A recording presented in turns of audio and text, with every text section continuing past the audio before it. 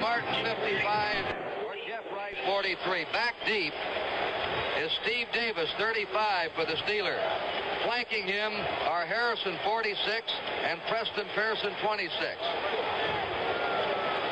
The field's in pretty good shape. It has been vacuumed off. Cox will be kicking against the wind. A tense football game, Kurt. This could be one of the really important plays. The opening kickoff. You'll see where the tension's at. I know where it is. It's right here in this booth. Really?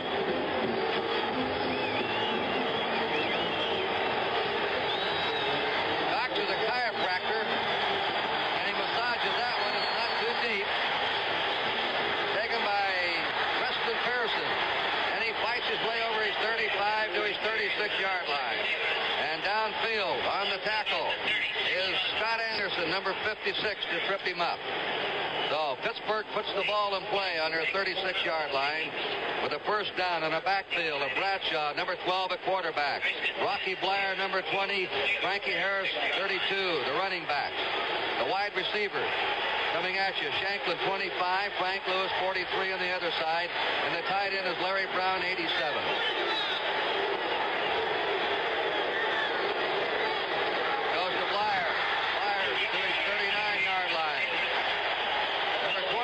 Jeff Wright, the strong safety, came up. The interior line, John Kolb, 55. Strongest man on the team up front. Clack, 50, left guard. Mansfield, never missed a game in 11 seasons at center, 56. Jerry Mullins, the right guard, 72. Gordon Gravel, 71, the right tackle.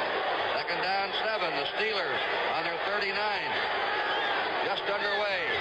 Bradshaw's worn that beard the last month.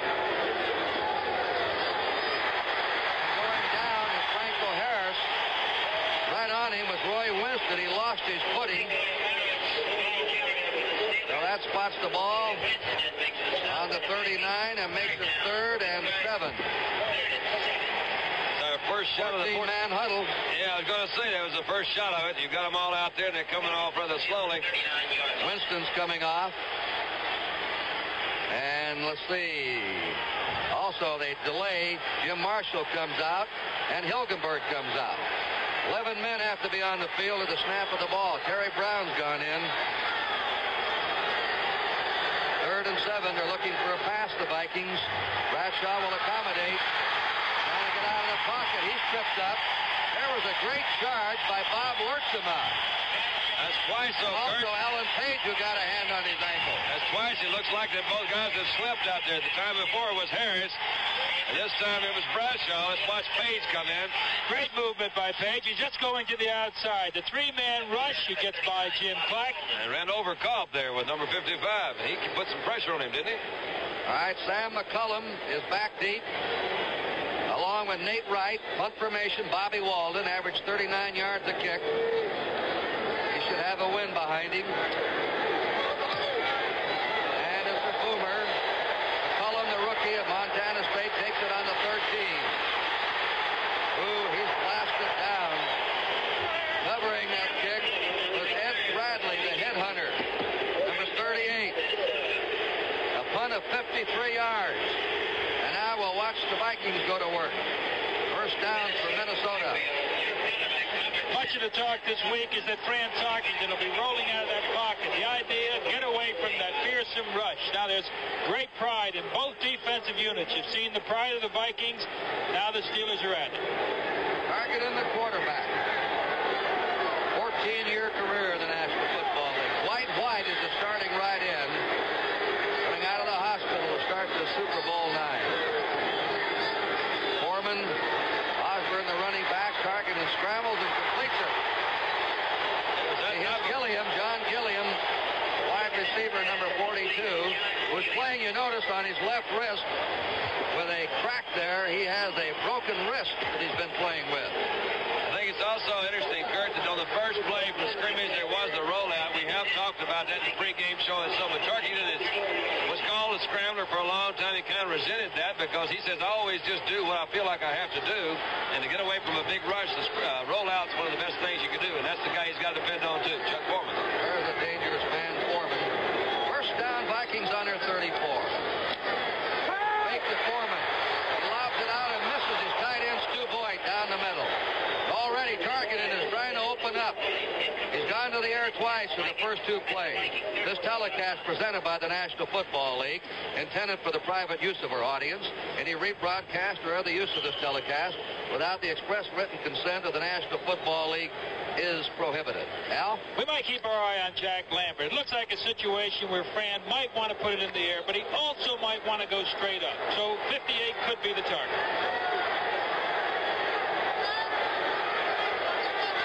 Targeted on second down, 10. From the Viking 34. And that's Dave Offer trying to plunge up the middle, and he runs into Mean Joe Green. Okay. We said this man is the heart of it. You bet he is. Joe Green attacking that middle, stopping him cold. Lambert helping out on the play. A yard gain. It's 3rd and 9 for Minnesota. Kelsey Greenwood, 68, the left end. Joe Green, the left tackle. Ernie Holmes, 63, the right tackle. Dwight White, 78, the right end. They led the National Football League in getting to the quarterback. And now taken out of the game is Ernie Holmes. Coming on, Lauren Taves, linebacker. Target is scrambling away. Throws on the run, and he's dropped. It is no good. John Gilliam was there at the sidelines, did not have it long enough. It's an incomplete pass, and Minnesota now will be kicking against the wind. Their punter is Mike Eyeshide. He kicks it about 35 yards a crack. He's a good out-of-bound kicker, but he's going against a strong breeze now. And Lynn Swan, a rookie, an excellent punt returner. Second all-time in one season returning punts for total yardage is 88, and 27 is Glenn Edwards. Mike Eyeshide. On 4th and 9, no score. 3 minutes gone, first period. 22. Terry Bradshaw, been outstanding in postseason play, hitting 56% of his passes. Has Harrison Blyer behind him. Look out. Eller may have touched somebody. If he did, it was encroachment. He was drawn off. It's illegal procedure. And it's illegal procedure. Eller went right through the gap and didn't touch anyone. So he's drawn off by Gordon Gravel, who had a false start, number 71. Right now, the Steelers cannot get untracked on offense.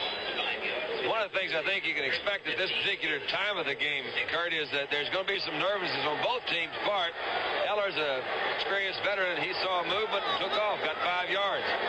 1st and 15 for Pittsburgh from their 37. Blyer holding through at the 50. Oh, wow. And then War veteran has a first down. He's brought to the turf by Jeff Wright. All right, we're talking against Oakland. Rocky Blyer was the guy that gained right close to 100 yards. You'll see this little trap play come right back up through the middle. A beautiful hole. Nobody's in there. Winston's gone. Seaman's gone. Krause is the first one to fix him up. If you could get a good performance out of Rocky Blyer today, everybody looking for Franco Harris, but nobody looks for Rocky Blyer. Our first down, the Steelers have it. They're on the Minnesota 45. On a comeback, Franco Harris. Franco Harris tackled by Alan Page, all-pro tackle at the 41 of Minnesota. Franco, 5 games this year, over 100 yards. Slow start, but he came strong. 2 of his 3 years with the Steelers, he's gained 1,000 yards. He can go inside or out. Second down, 6 for Pittsburgh on the Viking 41-yard line. No score, 10:45 to go in the first period. Now here's a new formation we haven't seen. A slot, back, and 2 wides on the same side. It didn't work. It didn't work. They're trying to get Harris outside. They were trying to hook that left in Eller, and a flag went down. Jeff Wright made the tackle.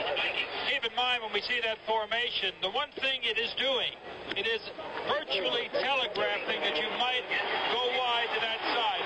The Steelers obviously have some counter situations. Jim Marshall, the defensive captain, a medical marvel.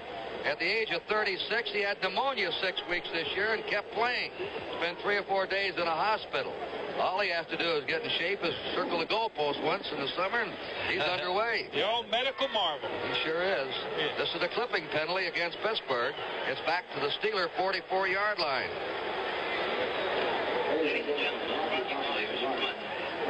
They have now a 2nd and 19. 2nd and 19, Kurt. Jackie Wallace on the far side is number 25.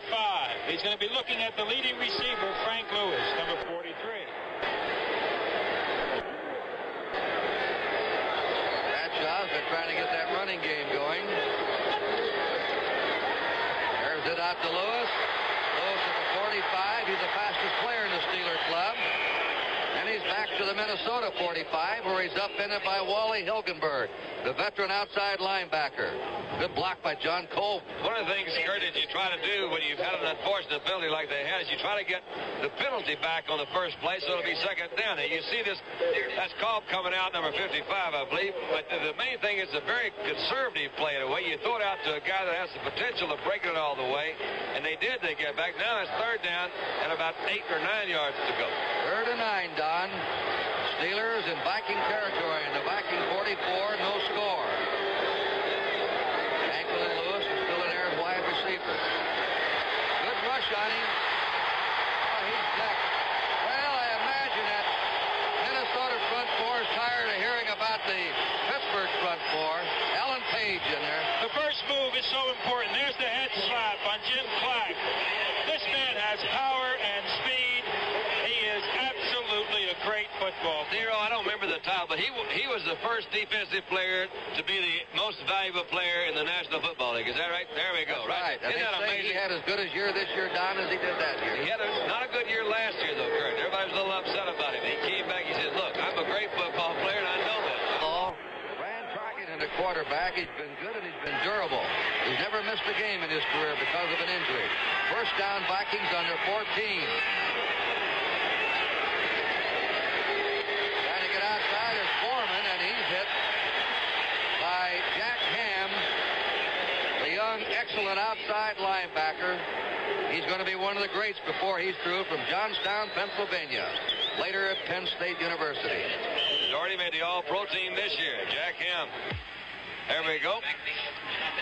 One of the things we also want to look at, we mentioned the rollout. Well, the defense of the Pittsburgh Steelers have many maneuvers. You'll see Joe Green occasionally go to the outside, L.C. Greenwood filling to the inside, all both looking for run and particularly rush the pass. Flash spreads left, and to the right is John Gilly. 2nd and 12 for the Vikings. They're going against the wind in this period. Targeting, quick hit, and it's good to the 17-yard line to Dave Osborne coming out of the backfield. And there's the rookie, Jack Lambert, the only rookie starter for the Steelers, a middle linebacker. They call him Hayseed. He's tall. Look at him, 6'4". I'd call him Mr. Hayseed. I would, too. He made a mister on that one. Maybe a game-saving tackle against Oakland when he brought down Cliff Branch in the open field. Key 3rd down situation. Fran is not known for being conservative. He may try to attack Mel Blunt, number 47. He's got Jim Lash on that side, Chuck Foreman, deep. Gilliam, he's got on this side. He's got a slot on this side, too, Al. Target is 2 out of 4 in passing. Back he goes again. This is blocked, and it's hit there by L.C. Greenwood. Look at the golden shoes. He stands 6 feet 6 and a half. The Steelers throw over. Yeah, golden shoes. The thing about it really is, to be redundant, but you got a guy like this, nobody slowed him down. He's got his gold shoes working, that big hand throwing. And I know from a quarterback standpoint, that's the thing that really does bother you. These big guys, they're getting bigger and taller. But Fran's not a real tall quarterback. He's a little over 6 feet, maybe. All right, in punt formation, Mike Eyeshide. Swan and Edwards are deep. Eyeshide kicking against that wind. What a nubs this one, but he gets a pretty good bounce for it. This will be an excellent kick when it winds up on the Pittsburgh 47. Right now, as Pittsburgh takes over, let's go down to Charlie Jones. They have a flag drop, by the way.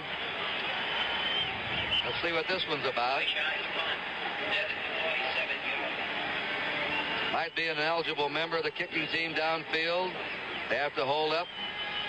If that's the case, Kurt, it could be a real big plus for the Pittsburgh team, because you check that old computerized football we were talking about, but it really is true. If you've got to kick off, say, another time, or if you have to punt another time, the pressure really is on the kicking team then. They've got to go back and do it again. whatever it is a big confab out there. What's he going? Must be complicated. This is a personal foul, clipping against Minnesota. And how can you clip when you're kicking? I just ask it. I don't have the answer, folks. Nobody's perfect. They're going to kick it again, it looks like. Yeah, it'll be half the distance to the goal. He had a 37-yard kick that time with no return. You know, one of the things that the new kick rule has brought in this year is when the lineman, offensive lineman, cannot go downfield till the ball's been kicked and all that sort of jazz. But this is called, you can put an awful lot of pressure on old Mike Eyeshide right there. Well, you know, he's been getting a couple of bad snaps so far. We're going to see probably the best field position of the game for the Pittsburgh Steelers. And there's going to be some interesting movement going on at the line of scrimmage, and particularly trying to stop those men coming downfield. I'd say they're going to be in field goal position no matter what this time. 4th and 16 for the Vikings. Eyeshide will kick out of the end zone. And it's lonely there, Mike. Do it good, son. Do it good. Swan and Edwards are waiting for the ball in Viking territory. The low kick. Edwards fields it on the 44, trying to get a return right going. 45. Oh! We saw a man coming, and that is Matt Blair. And he said, "Matt, I don't want you." And he tried to skid to a halt and held up. It is Matt Blair, I think. What he's trying to do is, you're right, Kurt. They're trying to set it up to the outside. This field is a little bit slippery there. We've had some rains. We mentioned, you see he just slipped, and that's Matt Blair coming across in there, and he lays one to him. But it's still a good field position there in Viking territory inside the 45. 7 minutes, 20 seconds to go in the first period. No score. Neither team is threatened. Pittsburgh's had the better field position. First down. There's the Blyer behind Bradshaw. Fake to Harris, right over the middle. And he hit Frank Lewis waist high, and he couldn't hold on to the bullet pass. He had inside position on Jackie Wallace. I think that's who they're going to work on in the Viking territory. Well, there's no doubt about that. But also coming out of the backfield, and they rarely throw to him, was Rocky Blyer. He was isolated on Wally Hilgenberg, one-on-one. We might watch for that. There's a little play fake in there, too, just to add to that comment there. There's a play fake. They fake the ball to Franco Harris, try to hold the middle linebacker in so you can throw that down and in over there. And again, you isolate even more the cornerback. Second down 10 for the Steelers in the Viking 44. This is a draw play, and Harris only a couple of yards, had to fight his way through Minnesota defenders. Doug Sutherland, who now is a starter, he beat out Gary Larson this year. He's from Bud Grant's hometown of Superior, Wisconsin. Alan Page, so far, playing an awesome game at tackle. Now, Bob Lertzema has come in. Going out is Roy Winston. Randy Podel is in, and Terry Brown is in. And they bring out Wright and Hilgenberg. The Wright stays in. They're looking for a pass on 3rd and 8. Marshall came out. Yeah, that was the one. Bradshaw pass is complete for a first down to Larry Brown, the tight end of Kansas. They don't use him too much, but they got him that time. First down, Steelers. Again, you see Page, number 88. They're doubling Page. They're coming back in there and getting pretty good this time. Not a great deal of protection, but just enough. The ball was slightly thrown behind Brown.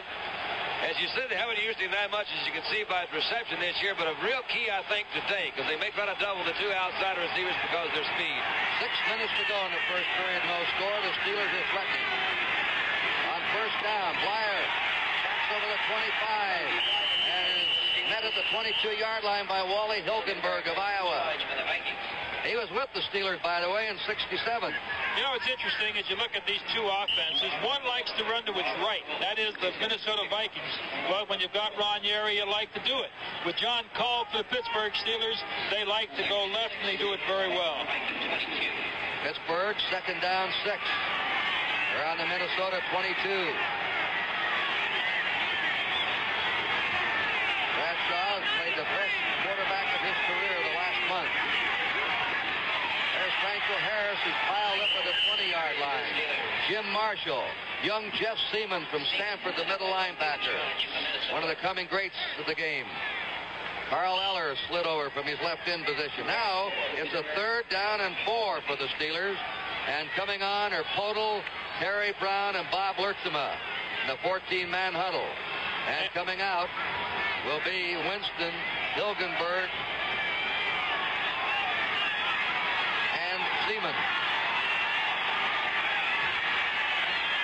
They're down 4.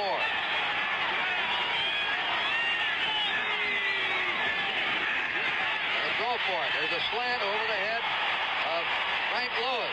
Trying to get inside position on Wallace. But Bradshaw had a bad pass. He threw it too high. Well, there was super pressure also. Alan Page moving magnificently. Bob Lurtzema coming across. Page constantly coming in, forcing a rather off-balance throw. Yeah, he threw it too high. That was that little shot of that 5-man line thing that we're talking about. We got Page there. That keeps him from doubling anybody. They're trying to get him where they can't double Page. 37-yard field goal attempt by the leading scorer of the American Conference, Roy Girilla. Bobby Walden is holding. And the kick is up, and the kick is no good. Faded to the left on him. Those goalposts were sticking right up there in front of him. It's a gusting wind today. So the Vikings stop them. We have a timeout. Vikings ball, first down in their 20. Foreman and Osborne behind Fran Tarkenton. And tripped up is Chuck Foreman. Coming up, Andy Russell, the elder statesman of the linebackers. Mel Blunt helped him, the right cornerback. Neither team doing much running except that one burst by Rocky Blyer. Minnesota is starting its 4th series. They started from their own 18, from their own 14, from their own 20. Their 3rd series. They're going into the wind too, Kurt. Steelers have had some early chances here. Flag is down. Tarkenton getting away. And just throws the ball out of desperation with that furious rush on him.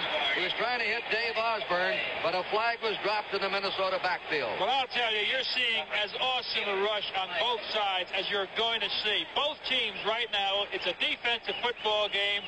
They have totally taken that offense apart, except for the one play you talked about. That's a motion penalty against Minnesota. Tarkenton with a rollout can negate that rush somewhat. They can't just pinpoint on him. And his rolling out and scrambling ability sometimes can be effective against the rush. I think it's a real tribute to the defense of Pittsburgh when you see them start this early with that kind of a rollout offense, because they're pretty well saying, hey, we don't know if we can handle you on the straight drop back kind of stuff, so we're going to throw some junk at you today. Also, Don, when they get him going to that outside, as L.C. Greenwood is playing, they're going to try to bust up between Green and Greenwood. They've got to keep L.C. in some way. 3rd down and 8 for Minnesota. Pittsburgh declined the motion penalty. No score. 4 minutes remaining in the 1st period. Tarkenton has attempted 6 passes, hit on 2. Deep sideline pattern. No good. He's out of bounds. That was Gilliam. Out of bounds, being covered by Andy Russell. That's the ideal play for Minnesota to get Gilliam on a linebacker. Well, it's a zone defense, and when you're taking that short zone, the linebacker would have the front position. He takes the first pop. There would be a deep man. Andy does a super job, by the way. Couldn't ask for anything more from a linebacker, D-Row, because he's right there. Let's see where that foot. That first one's a little bit out, and so is the second one. So he was out all the way. But only missed by 2. Only by 2. Andy Russell covered him really well. I shied to punt again against the wind.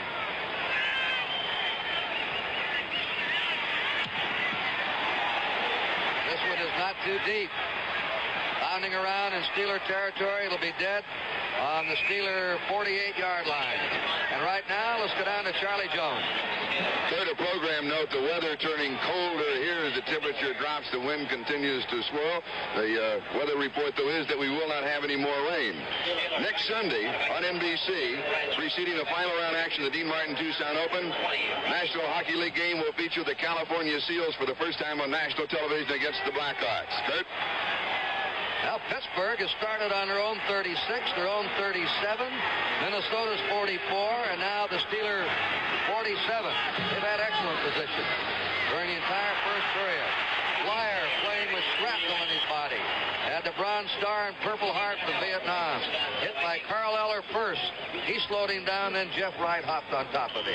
Roger Staubach spent 2 years in Vietnam. And Bob Kelso was killed in action in Vietnam, ex of the Buffalo Bills. His name is on the new county stadium in Buffalo. Bob Curran's suggestion there with the Buffalo Evening News. Pittsburgh on the Minnesota 48. Second down, 5, no score. 3 minutes to go in the first quarter. Shanklin on a flanker reverse at the 50. You notice the players are slipping today. The late tuners, and it's been raining all morning. Flag is down, double flag down. Nate Wright refused to let that play get outside of him. Well, when you see that kind of a play early, it does tell you something. It tells you that it's awfully tough inside. I kind of think, Kurt, they've got to begin to attack right up the middle. Here's the pursuit. Good fake to the outside. Sutherland never did see the handoff. Al, you remember when Kansas City beat Minnesota in the Super Bowl championship? They used a lot of similar kind of plays, the reverses. They had Otis Taylor coming back on the route on the outside. Frank Pitts did the same thing. But Minnesota is a pursuit kind of team. They've depended on their front four a lot in the last few years. The linebackers pursue real strong. So if you can usually get around that defensive end, whether it be Eller or Marshall, you've got a pretty good gainer. The offside penalty against the Vikings.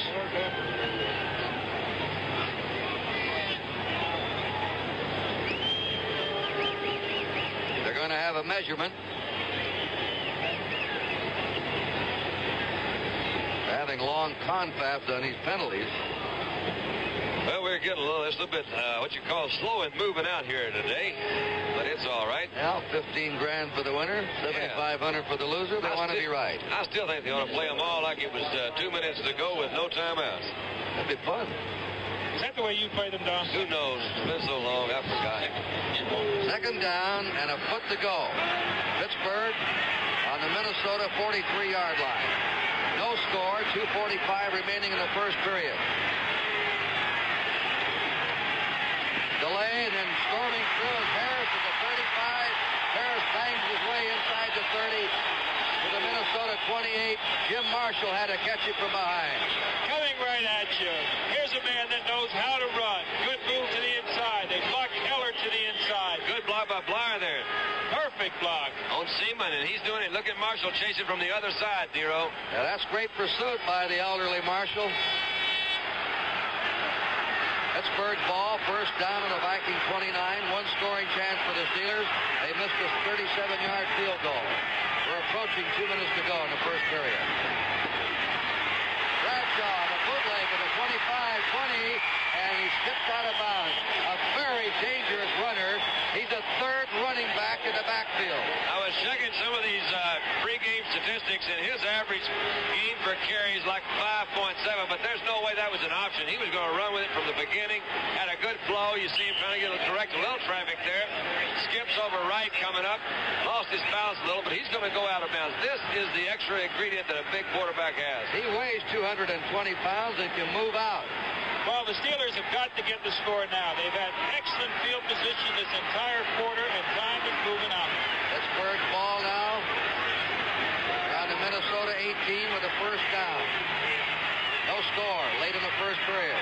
Franco Harris stopped maybe for no gain. And it was Doug Sutherland who hit him there. Second down, 10 to go. It's probably early to say this, but it appears right now that they are trying to attack both Sutherland and Carl Eller. Now, Carl is a very good, experienced player. Maybe they feel like for some reason or other that he plays upfield too much. They get inside of him and put more pressure on Sutherland. But at least in this first quarter, they've gone in that direction more often than not. Bradshaw's been ticked off all week and accused of being a dumb player. He said, I have good football sense, and his teammates say the same. Franco Harris, he was stopped at the 16-yard line as he tried to spin away from Alan Page first, then Wally Hilgenberg wrapped him up. Jeff Seaman appears to have one major assignment, and that assignment is number 32. Wherever Franco goes, that's where he goes. Now we might watch again this maneuver. Going in with 6 defensive backs, we'll see the 2 linebackers coming out.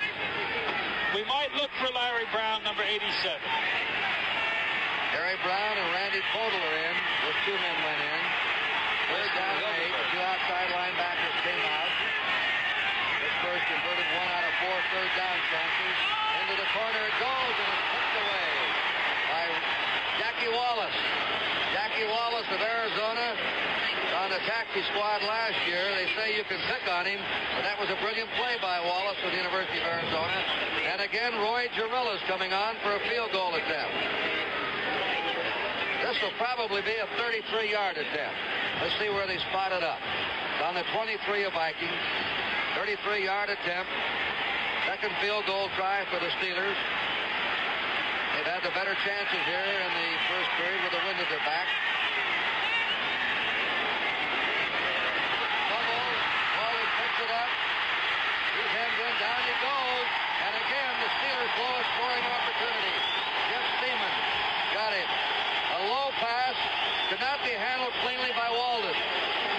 There it was. The snap was just slightly to the inside. The ball may have been a little wet. A little bit low, I think, too. You see Walden, he almost gets to the outside and slips on the turf, Nero. Yep. And again, they skid and slip around here on the artificial surface of the Tulane Stadium. First down for Minnesota. And right now they're leading some cat lives here in the first period. May change when they get the wind in the second quarter.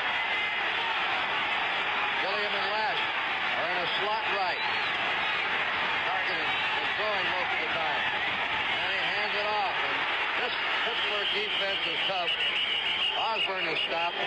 Oakland had only 29 yards rushing in the entire game in the championship game of the American Football Conference. That was Mad Dog White making the stop.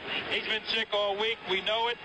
They said he's going to go as far as he possibly can. There's no way when you get this chance to play in the Super Bowl that you're going to miss it. That's true, especially a guy like Dwight White. There you go, Dwight Height, because he... Football league.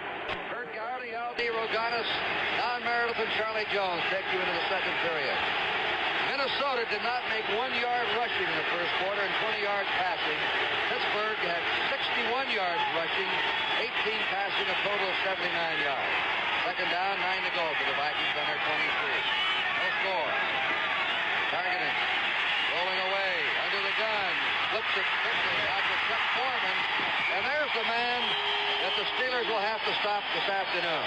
He led all the running backs in pro football in per average catching passes.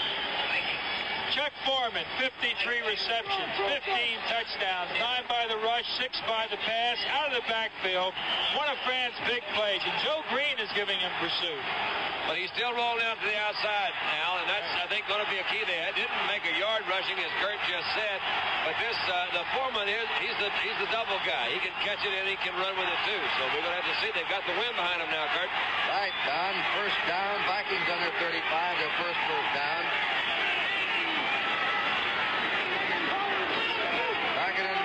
Again. Two boys open. And it's tipped in the air, and Wagner was going for it, 23, and couldn't quite get it.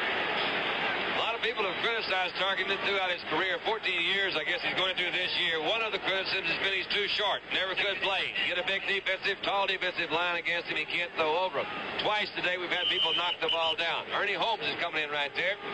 That's Andy Maurer. And 35. Let's see who does knock it down. It wasn't Ernie Holmes, I know that. Okay, first, it's now 2nd and 10. Again, Fran likes the unusual. Keep your eye on Lambert. He again may try to go straight at him. That front four of Pittsburgh, Greenwood 6'6.5", Joe Green 6'4", Holmes is 6'3", White 6'5". Second down 10 for the Vikings. Oh, look at that Ernie Holmes. Look at that charge at Holmes on Dave Osborne. He almost tackled the ball, the quarterback, and the runner at the same time. We're seeing just beautiful defense. Andy Maurer moves to the inside. Trying to cut him off, D-Roll. He didn't make that cutoff block. Ernie Holmes. Quick trap did not work. Old Arrowhead. That's old Arrowhead. He's got an arrow right on top of his head. That's the way it's shaved or something. I think he's the most underrated lineman they've got out there. Oh, we've heard a lot about all of them. Ernie Holmes we've heard about too. But he's going to be in the middle of things all day. Ernie Holmes. That's why he has his hair cut in the shape of an arrow for an identity. That's right. We're all seeking identity somewhere along the line. He just got it there on the ball rush. Third down.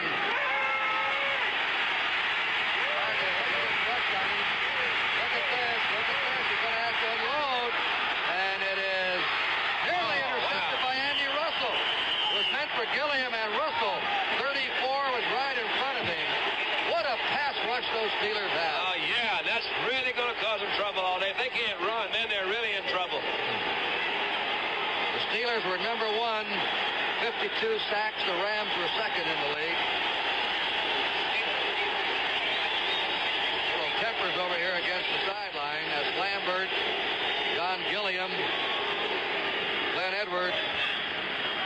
formation now is Eyeshide. He's been a busy punter today. Backer Lynn Swan, the rookie. Glenn Edwards, double safety for the Steelers. Eyeshide has the wind at his back this period.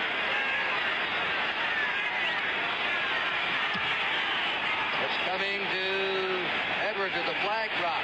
He's at the 30, 35. And another flag goes down. A double flag. And that flag started down before Edwards caught the ball. Yeah, it did. Pittsburgh does not fair catch. They had only 3 fair catches all year. They like to run up in a punt and gamble. Well, let's see what this one's about. We just started the second period. There's no score. The Steelers have dominated the statistics. They've tried 2 field goals. Got one off, missed, couldn't get the second one off. Didn't cash in on their opportunities in the first period. Minnesota's not had a scoring chance. Maybe I'm giving too much attention to the weather, but I thought Pittsburgh outplayed them really heavy in the first quarter, but did not score, which I think is maybe important, because I think the wind will be a factor, and we'll see what happens if Minnesota's got the wind to their back. This penalty is going against Pittsburgh. The Vikings, Brant Tarkenton's on the phone. Jerry Burns is upstairs for the Vikings, the offensive coach. Son of a preacher man, there he is. Franco Harris says, what's this all about? Hilgenberg's coming in now to talk to him. We'll get a signal. The personal foul, tripping against the Steelers. And now, for the first time, the Steelers are set back deep in their own territory. They're on their 14. The first down. They've established the running game. They've had 61 yards rushing so far. Bradshaw gives the ball to Franco Harris, and he rumbles around. He's up to the 20. See how he can get outside? When he gathers that momentum, he can accelerate. He was taken out by Jeff Siemens, the middle linebacker. Part of the attitude must be that they're going to try to get to the outside of Carl Eller. Again, a reverse. That little step and that little roll around got just enough of the flow to the inside to get the big man out. You saw Winston didn't quite get there either. That was number 60 that came in there. Going around Eller on that outside, but they got the good gain on that first down play. Now, Don, the Steelers have their kid receivers in. Stallworth on the left, 82. Swan, 88 on the right. And they're both burners. Excellent rookie outside receivers. Steelers are deep. 4 excellent receivers. Bradshaw fading. Here it is, deep to Stallworth. Deep. And it's broken up by Jackie Wallace. He nearly gathered it in, but not quite. But he had Stallworth, the rookie of Alabama A&M, smothered down the sideline. Hershey hit it right on the nose. They did have their speedsters in, but I got to give a lot of credit to this Wallace because he had great position on where that court ball was coming from and the receiver. And a defensive back, I am told, and I really do believe it's one of the most difficult positions to play because there's so many rules that permit them from getting physical. They've got to play this whole thing out of finesse. He had good position all the way down that time. All right, the 14-man huddle, they break out of it. Winston, Hilgenberg, and Seaman come out. Terry Brown, Podol in the secondary, and Lurtzema to rush the passer. And the 5-man line. Third down and 4. Bradshaw setting up, fires, and it's good to the 31-yard line. Immediately a flag is dropped. Lynn Swan, who catches the ball, he's an acrobatic rookie. Flag has been dropped. Could be a mask, grabbing the face mask, but that flag went down immediately. An offensive pass interference. You don't see that one too often. He might have pushed off on him. Let's watch it. One of the things, when they've got the 5-man line, they usually got man-to-man coverage back here. You'll see Swan coming up, giving a little push off. He's bigger than right, comes back in, gives himself position. Good call by the official. Well, I'd have to dispute it, but if you say so, nobody's okay. perfect. I just, that's why we talk about the defensive backs. They've done a tough job back there, Al, because they can't use those hands. They're really usually looking for them. That time, to me, the offensive receiver did push off with the defensive back. Chew that gum, bud. It was called on Swan. Third down. 14 to go. No score in this game. 13-15 remaining in the first half. Here's a draw play to Flyer. The ball pops loose. Who's got it? Looks like the Vikings. Our first turnover. And a biggie. Randy Podol on it. Flyer had it pop loose, and Randy Podol, the rookie of Stanford, recovered. And here's the Vikings' first scoring chance. All right, the thing you're trying draw. They're going conservative with the draw rather than throw. A play right there. Rocky Bleier fumbles. Can't get the handle on it. Krause misses it. It comes back up. Bolda gets it. Well, Minnesota's ball now. First down. They're on the Pittsburgh 24. First time the Vikings have been in Pittsburgh territory. Markinen, an opportunist. Vikings play it this way. They wait for a mistake. They've got to run, though, Kurt. They're not doing that. Look at that defensive line and the defensive unit of Pittsburgh. Man, they're all over it. Jack Ham and Lambert hitting Dave Osborne. We're going to pause briefly for station identification. This is the NBC Television Network. KPRC TV, Channel 2, Houston. NBC back with you in New Orleans. Second down 8. Minnesota's ball in the Pittsburgh 22. A bruising defensive battle so far. And a man that's always in the middle of it is number 27, Glenn Edwards. Run or pass, he's there. Gilliam is flanked right. Jim Lash to the left. Minnesota's had to move in the air. They faked the draw play. Markinen throws a shorty out, and it is incomplete, intended for Chuck Foreman, who had slithered out of the backfield and gone to the sideline. Let's see if Wagner was holding on this one. Well, he's only pretty good. I don't know what you're going to call that. What they're trying to do is, again, double those two outside receivers. They don't really feel that Stu Boyd has the speed to tear him up that much down the middle. I think Tarkenton was looking for Boyd that time, and they did have him pretty well covered, and he had to come back to a secondary receiver, which was Foreman. He also very much respects that middle of that secondary. He's going to the outside. He's staying away from those two boys. They move to the ball extremely well. Third and 8. Tarkenton, under ferocious pressure, has hit only 3 out of 11. A slot left now. Third and 8 for the Vikings. This pass is too high for Chuck Foreman. Down around the 5-yard line. Mike Wagner, the strong safety, was there with him. 4th and 8. And coming on is Fred Cox, who hit 12 out of 20 field goals this year. And I don't believe Tarkenton has looked at many more pass rushes like this one that he's had to go against today. I don't think he's seen that many of them either. You're seeing they're having a little talk here on the sideline, but they were really well covered downfield, and he was still getting a pretty good rush. Paul Krause will hold. This will be a 39-yard attempt by Fred Cox. Cox's kick is up, and that kick is no good to the right. Pittsburgh has blown 2 scoring opportunities. Minnesota has blown 1. Rushing the whole game. The Vikings have been held to 1-yard rushing in this game net. First down. Pittsburgh on their 22. Rocky Bleier, he's carried under right at the 22-yard line. And Jeff Seaman, number 50, quickly brought him down. Second down, 10 for Pittsburgh. Just under 12 minutes remaining in the first half. NBC hopes you're enjoying Super Bowl 9. Steelers had problems with their offense during the first part of the season. But only 7 teams scored more than 300 points this year. In the NFL, the Steelers were 1. They came on strong the latter part of the season. Defense great all year long. Franco Harris and the Vikings stopped him. The way it's going. S60. Roy Winston, Louisiana State. The way it's going, Kurt, it may well be the defense of either team that might do the scoring in this game or set up that situation. We saw the fumble earlier. We may see the interception also. Coming in again are Terry Brown and Randy Podol in the secondary. Bob Lertzema up front. Hilgenberg, Winston, and Seaman go out. All 3 linebackers. Third down 8 for Pittsburgh from their 24. Bradshaw quickly to Stallworth. The speedster is brought down. First down and he's 46.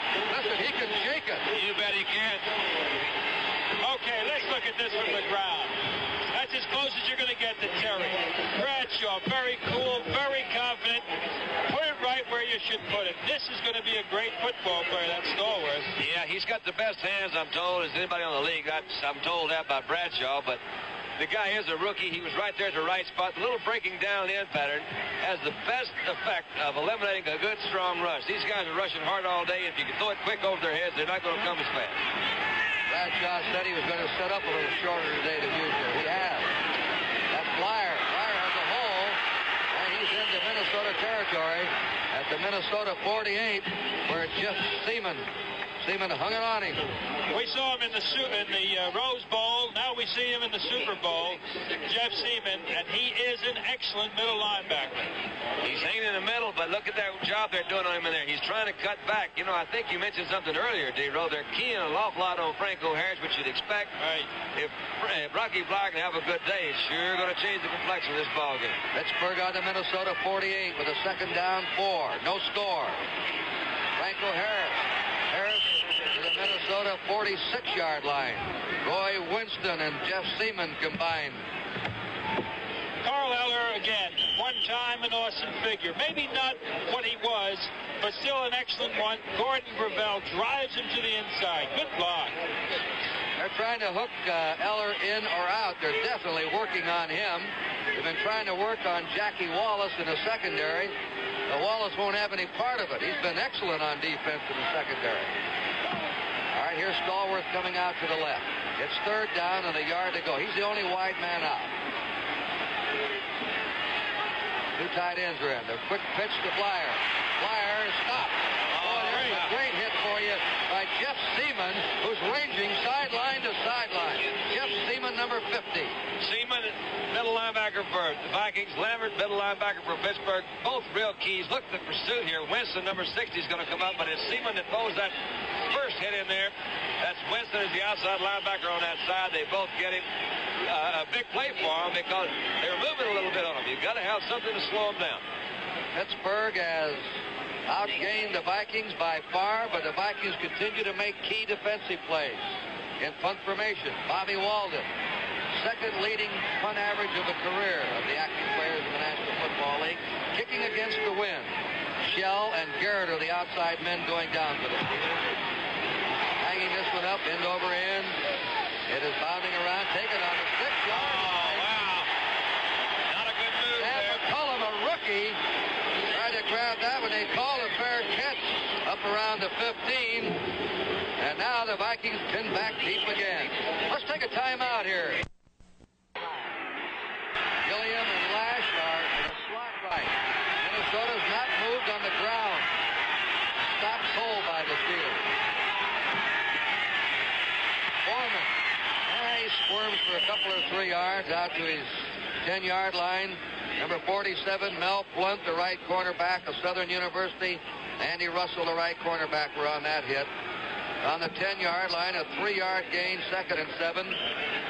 Chuck Foreman, second-string tight end Doug Kiesreiter, and Jim Lash have played in 2 successive Super Bowls in their first 2 years in the NFL. They must think it's easy. Yeah, they'll get spoiled, you know, watching 3 out of 12 ain't a good day.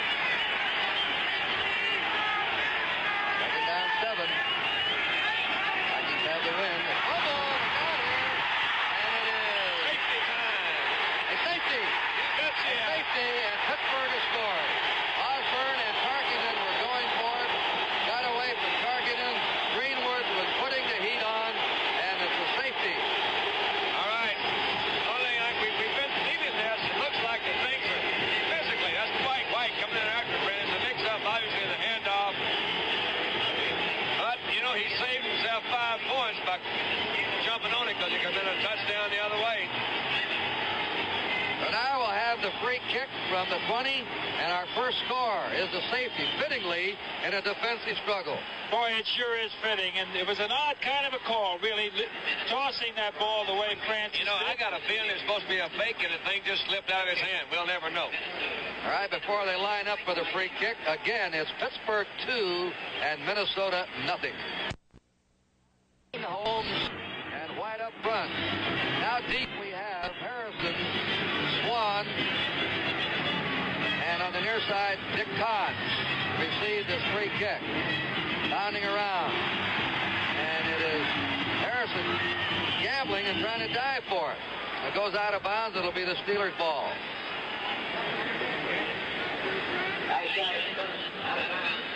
First down, Pittsburgh at their own 35-yard line. Let's check the offensive yardage for both teams so far. 7 minutes and 2 seconds remain in the first half of the Super Bowl. 2-0 Pittsburgh. They have the young receivers in. They'll play a lot today. They were going to rely on them, Stallworth and Swan. They've nearly beaten out Lewis and Shank in the latter part of the season. Bradshaw on a play action. Looks at the Blyer. Blyer out of bounds at the 40. Blyer to come back for the ball. He might have gone farther. Roy Winston right there with him. Another play action pass. You see him fake the ball to Harris first. That's to hold those linebackers in there. Eller lets Blyer go by the ball. I think he's thrown a little bit behind him. So in the bottom of the 4th inning, it looks like Pittsburgh's ahead 2-0. Well, they've had good defense, good pitching, strong down the middle, good double play. Working inside out, throwing knuckle at him every now and then. Make the high hopper work. Second down 5. On Monday Night Baseball. Son of a gun. Here it comes. Look out. Hilgenberg hanging on to him, drops him at the 42-yard line of the Steelers. 3rd and 3. The Steelers have had 126 yards total offense to 36 for Minnesota. From the ground, let's take a look at it. The footing's a bit difficult. Franco is not quite the traction that we've seen him move. Hilgenberg holds on well. There was a pretty good gainer there. Yeah, he did his job. You know, Hilgenberg goes up. He's got to close it to the inside. They pull Mullins out to go and lead that thing. They just didn't get him out there quick enough to kick Hilgenberg out. 3rd and 3 for the Steelers. The safety, by the way, is the first in Super Bowl history. So we have a history maker today. I like to be part of first. Here's a quick pitch to Stallworth. Taken away by Jackie Wallace.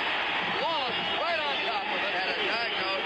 Made a tremendous hit on Stallworth. So far today, he's made 2 great defensive plays. You see, now Stallworth had taken a couple of steps forward. That wasn't too good a fake to let you know I'm going to go deep. So that's going to let Wallace key on him quicker, and he did. He came up as soon as he saw him go back. They obviously know that Pittsburgh has this kind of play. He made a good defensive play to come up in there. Wallace also made a good play on him on Stallworth a while ago when he went deep. All right, he's back now along with Sam McCullum. It's 4th down and 9, and the Vikings should have pretty fair position, operating position when they get this ball, unless something happens at the line of scrimmage. Kick. Boomed out by Walden. Backing up the toe. That's a great kick against the wind. McCullum at the 15 to the 20. They don't get that position. A low driving spiral that you need against the wind, and Walden did it. 49-yard punt by veteran Bobby Walden. Right now, let's go down to Charlie Jones. Talking about the wind, you've been talking about it. Actually, it's a high wind because if you check the flags in the corners of the field, it's really not blowing that much. Here's a program note. NBC next Saturday and Sunday will be in Tucson for the Dean Martin Tucson Open. Looking forward to that one. All right, Charlie, first down. Vikings on their 20.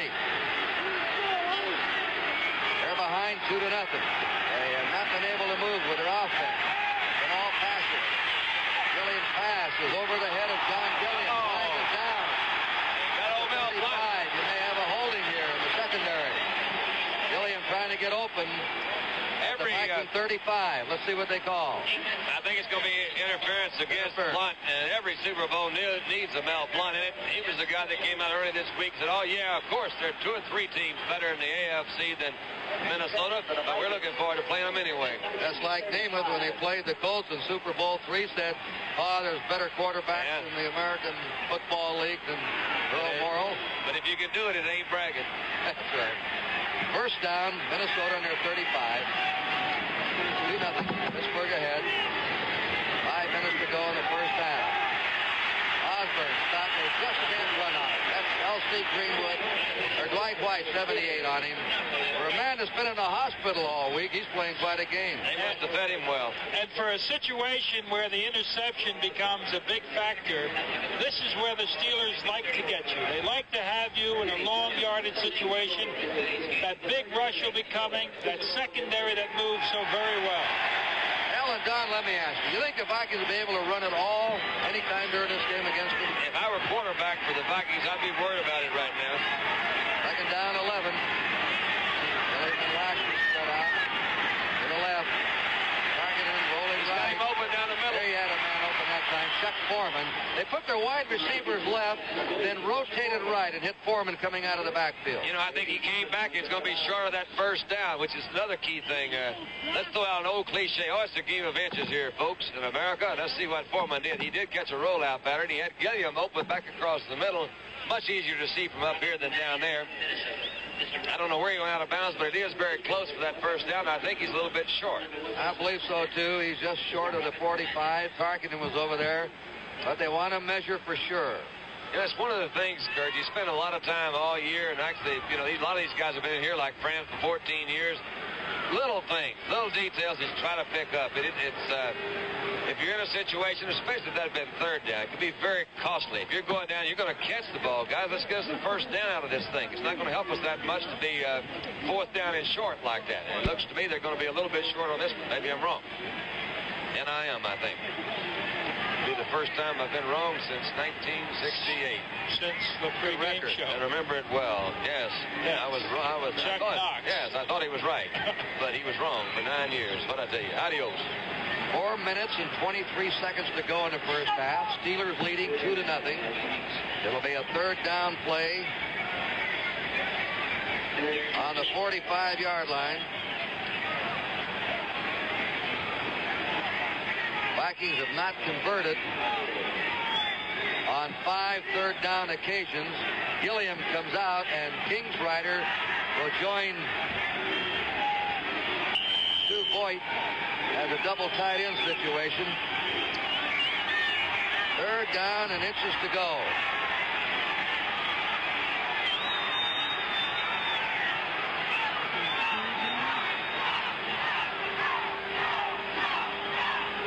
Now they're holding something up, waiting for a chain to get set across the way, and they get the Vikings back in the huddle. Well, Fran's going for the first down, but we do know the son of the preacher man likes to gamble. He won't do it here, Donald, though. He won't? You know, I think he's already got in his mind. He says, I got to go to my junk stuff today. Because I don't think he thinks he can beat them straight out. They had only 3 yards rushing. All he needs a couple of inches here for a critical play. Foreman has it. Chuck Foreman dives for the first down and gets it. And the Vikings now can continue their drive. Minnesota's ball on their 46-yard line. Chuck Foreman was the man the Steelers feared today, especially coming out of the backfield to catch passes. They knew they had to stop him. He didn't play much running back at the University of Miami. He was a wide receiver. So he has the instinct and the sense to come out and maneuver. Was he their leading receiver this year? That's right. Foreman's the leading receiver and like the leading rusher also. And then on the other side, you got Franco Harris is the second leading receiver and the leading rusher. So they both use their fullback. Vikings ball first down out of a slot left formation. Tarkenton rolling right against it. He flips it out and nobody's there. He just got rid of it. They're not calling illegally grounding a forward pass, arguing on that. Ernie Holmes said, look, he just threw it away. Nobody there. I think he did. Well, I'm pretty sure he did, but it's one of those things that's, I guess, it's hard to call. It's almost an insult. You say you can't tell whether it's a throwaway or not. I used to throw a lot of those. Well, here's a good look at it. Ron Yeri is getting excellent position. He's trying to go deep now, and he can't get deep, and he's getting too much pressure. You're right, so he just throws it away. Look at that Greenwood right in there on it. Those were some of your good passes. That was awful. They call my best passes as intentional grounding. Second down 10. Pittsburgh ahead 2-0 late in the second period. Pittsburgh fans are booing. They thought they should have called the illegal grounding. Tarkenton tries to give it to Foreman for a run and a couple of yards to the 48 of Minnesota. Number 78 is Dwight White, aided by Jack Lambert, the rookie middle linebacker. Now it's a 3rd and 8 for the Vikings. There are times when folks get the feeling that maybe we talk too much about Joe Green, but the way this big, quick man plays that hole on the outside shoulder of the guard, in the gap, he's generally positioning himself so at least 2 and sometimes 3 people are concerned. There he is, Mean Joe, about the moves that he'd make. He might line up halfway facing the center. He likes to blast him and then move on in. He weighs 275 and very quick. Again, that slot left. 3rd and 8 for the Vikings from their own 48. Target trying to go, and he's got it for a first down. Bounced up and right back again. So that's the one combination that's working for the Vikings. Tarkington to Foreman. Whenever you get out in a formation like this, you're pretty well saying, I'm not going to run, but you also can dictate pretty well what kind of defensive coverage you're going to get. He hit him right in the hands. He bobbled it. Was fortunate enough for it to come back down in his hands. He picked it up, and they got a first down. Let's look at that entire zone. This is a beautiful call by Fran. The inside move, you'll see it right there on J.T. Thomas. Little volleyball shot. First down Vikings, 36-yard line of the Steelers. Foreman tripped up as he stumbled forward to the 31-yard line. He's the leading ball carrier for the Vikings with 10 yards. That's their longest run of the day right there, I 4 think. yards. L.C. Greenwood brought him down. They're going to be approaching a 2-minute warning in a minute. It is on the 31-yard line of Pittsburgh, second down 6. Ed Marinero has replaced Chuck Foreman now. And the 2-minute warning. Targeted. He'll come back to the line of scrimmage now with a 2nd and 6. Chuck Foreman lost his shoe while Marinero came in to replace him, 49. Marinero is an excellent receiver also coming out of the backfield. Marinero and Osborne. Pittsburgh ahead 2-0 as we head into the last 2 minutes of the first half. Targeted. Throwing it out, and it is complete to Stu Boyd at the 27-yard line of Pittsburgh. Boyd, the tight end. Okay, once again, pressure, and how does a quarterback handle it? Ernie Holmes gets around Bauer, gets also around Mick Tingelhoff, puts big pressure. Francis took a little duck and released it and completed it. That was his sidearm curve. It slipped in there in good shape. But, you know, you got to have...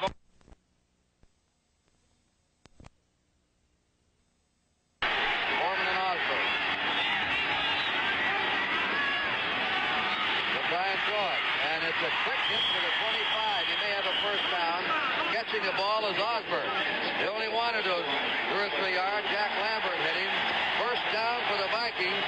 And they're just chipping away, picking away with short passes. All rollouts, no setting up back there, trying to get away from that pass rush. Targeted rolling right, rolling right, rolling right. And as he continues that rolling right, remember, he loves the surprise, and every once in a while he explodes John Gilliam. Vikings have all their timeouts left. They're on the 25-yard line of Pittsburgh for the first down. Now he fades straight out of the pocket. Got him. He got it. Gilliam is intercepted by Mel Blount. The ball popped high in the air in the end zone. Oh. The Steelers intercept. Hey, that's got to be super. You talk about some coverage. He did have Gilliam open down there. Good protection this time. We're isolating on Gilliam going across the middle. Zero, help me. I don't know who it was. Well, he goes right at the teeth of it. We said earlier. But he's open there. Look at him. He was going away from it, but watch the safety man, Glenn Edwards, always coming. That is the pop. Edwards, a good pop. It bounced up in the air. Mel Blount's 47 over there. He's watched it come through. Super. As Osborne makes that tackle, you saw Blount slip a little bit. Oh, with 1 minute and 7 to go in the first. The Vikings call the timeout. They have 2 left. They want the ball back again. You bet. They got that win in the face of the Pittsburgh team. But what are they going to do? They need to poke them down. They had pretty good position that last time. They could have very possibly gotten a field goal. We'd have had a 3-2 working here at halftime. Franco Harris is 36 yards. Rocky Blyer has 44 yards in rushing. Bradshaw is 5 out of 9. The leading rusher, which tells the story of the Pittsburgh defense, the leading rusher for Minnesota is Chuck Foreman with 10 yards. And Tarkington is 7 out of 18. It's 2-0. But Grant take his club into the locker room and try and do something to nudge Pittsburgh open. This is Franco Harris. Harris is up to the 15, to the 20, 25, and goes out of bounds. He's carried out of bounds by Krause and Wallace, but it's a first down for the Steelers, and also they stop the clock. Franco Harris, big, awesome. Jim Marshall makes too much of an inside move there. Jerry Mullins paid no attention to him. Good block on Hilgenberg by Mullins. Big man from Penn State takes off. Good play. Franco Harris is 65 yards rushing. I think he's going to be a good football player, don't you, Kurt? He may make it. You know, his dad used to lead the booth. I guess. This Pittsburgh ahead, 49 seconds to go in the first half. Steelers first down. Blyer hit quickly by Seaman, who's been a standout for the Vikings today. Boy, that's for sure. He's really playing great football in there. Rocky lost a yard. Second down, 9. I think on the play before, the Vikings expected Steelers to try to run the clock out sort of thing into the inside, and we did get a good shot of Marshall closing in real fast. Seaman was probably caught up in the middle, too, because he didn't get out for the pursuit on that play before when Harris made his big run. Steelers in their own territory. Do not call a timeout. They have their full complement left. Bradshaw scrambling out of the pocket. 35 to the 40. Breaks it at the 45. Still going. Slammed at the 50 and is stopped at the 50-yard line. What's going on now?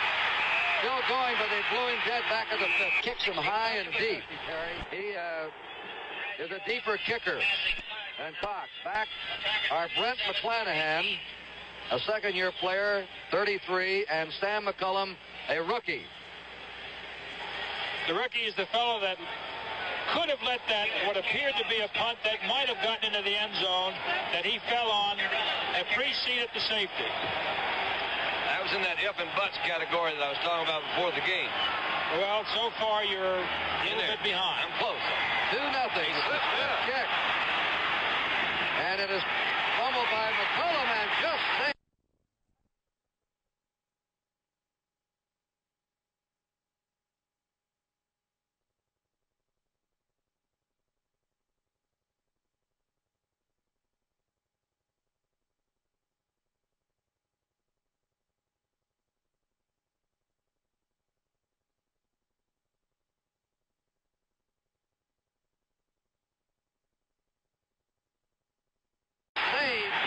Let's see who's got it. Right down there at the bottom of the pile is Marv Kellum. Kellum recovered. 54. You know, Let's look at all the way from the ground. There are times when if and buts. look at his foot A little slip out. lucky, That's yeah. the soccer style, and this field has been slick. That ball was not kicked the way he was trying to kick it. But it turned out well. That's one of those almost things. Boom, boom, Brown didn't quite get the handle on it. Brown. Let me correct that. Brown fumbled the ball, and Marv Kellum, who played on an 8-man high school football team at Lecompton, Kansas, recovered. Big break for the Steelers to open the second half. By the way, they go with a run. Blyer stopped cold at the 30. No gain. Second down, 10. Same backfield. Blyer and Harris behind Bradshaw. Wide receivers. They're going with the youngsters, Stallworth and Swan in the second half. 82 and 88. Brown's the tight end. Gravel and Kolb the tackle. Mullins at Clack at guards. Mansfield at center, the Lone Ranger. Franco Harris. 20, 15. Gets a block. He may go. No, he's pushed out. Carl Eller saved it. Eller pushed him out. Well, Kurt, this thing is really turned around here. This is the bread and butter man all year. Franco Harris off tackle following Blyer's block. He kicks Hilgenberg out. Seaman couldn't get there. This is Eller. Watch Eller, number 81. He's the one that makes the tackle. Krause missed him first. Stallworth made a fine block right there at the end. All right, look it again, Nero. Let's take a look at this. They got Pace going to the outside. Go to Kolb's side also again. Now here comes, you saw that coming across, John Stallworth coming back to the inside. First down, goal to go. Pittsburgh on the Minnesota 6. Harris pulled down. Wally Hilgenberg knifed in from the outside right and dropped him for a loss. If we said the Vikings are a right-handed team, it appears that the Pittsburgh Steelers run better to their left. They've been very awesome to that side. Second down, 9 to go for a Pittsburgh touchdown. Coming out, Greg Larson. He was in there in the goal line defense. And Paul Krause is in there as free safety right now. They can't make a first down, Kurt, and I think that'll be important. They got second down and goal now. Second down, 9. Look at that opening over there. Running to the flag. Pittsburgh scores. Jerry Mullins threw the block for him. Boy, did he throw a block, Kurt. You call it right on the button. They go to their left. They've been running so beautifully there. Counter Watch step. 72. The man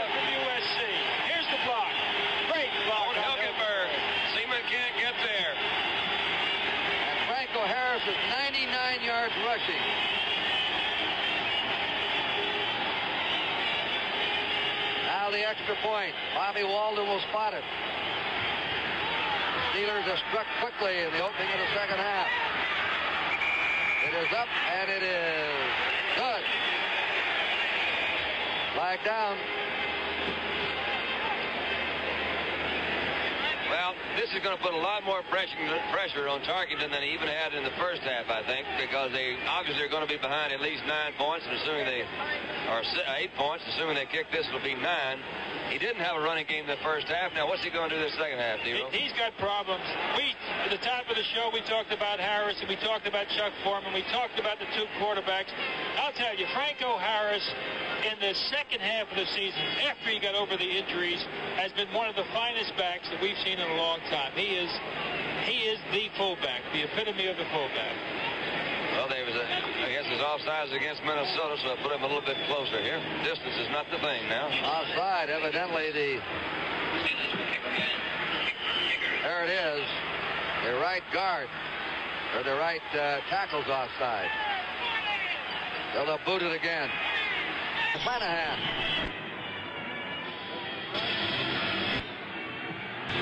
And here's the typical gorilla kick. McCullum, the rookie, on the 1-yard line. To the 20, has a hold, and is suddenly tripped up there. And number 51, Lauren Taves, was the man that tripped him up. All-American rugby player at California. This is Sam McCullum of Montana State. Let's go down to Charlie Jones. 1975, NBC Sports will continue to bring the most live coverage of tennis telecast by a network. It starts on February the 23rd, WCT 75. Let's get back to the Super Bowl. First down, Vikings on their 28. Tarkington with a slot right formation. And Osborne. Man, they're just running into that steel wall. Every time they carry the ball, it was Ernie Holmes who burrowed underneath number 63. 2-yard gain, second down, 8. Earlier we saw the Pittsburgh Steelers try to employ that end around, bringing Frank Lewis back. At some point, Tran is going to have to do something like that. The middle right now has just been devastating defensively against them. Second down, 8.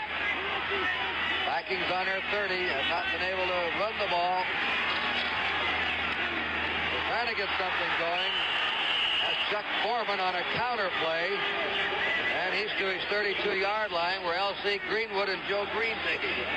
Now it's third down and 6. You might wonder why they kicked that extra point over. Encroachment had been called on the Vikings. They had charged and touched the Pittsburgh player. They blew the whistle dead, so they made him kick it over. 9-0. Steelers ahead. Lauren Taves is the 4th linebacker now. Ernie Holmes has left the field. Steelers are looking for the pass. Slot left again. Roll out left. Tarkington looks at the Foreman. Foreman goes down, and he may be short of a first down. Andy Russell was there on top of him. That's about the 5th time I can think of that we've seen a player slip today. Not, again, to be redundant, but I guess it does have some effect on it. If a team relies on speed and quickness, maybe that would be a factor, but it appears that they're going to be short of their first down. And if the Vikings needed to establish some sort of drive, it appeared to me that it would be this time, because they're getting whipped physically right in that front line. It seems like the defensive line's charge is pushing the offensive line back about a half yard, so they got to open it up a little bit. Now they bring the yardsticks out. They're going to go for it, it looks like. That tells you something, too. This is in the third quarter, folks. Ernie Holmes is back in. They're a foot short. And they have the ball on their 38-yard line. It does tell you something. This could be the big play of the game for the Vikings. I think more than that, Nero, it just tells you that the Vikings realize they've got to take all chances today. There's no tomorrow. Let's get this thing working. Look at that mass up front for the Steelers. There's nobody deep. Nobody's back.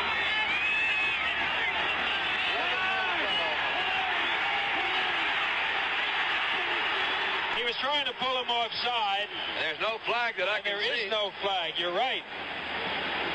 But they did take an awful long time. Well, he'll probably punt it now, but that was the objective. Let's take another look at it. Boy, you can get awfully impatient. Everybody says, now, wait a minute. wait a minute here. That's Lambert that reached over with his hand.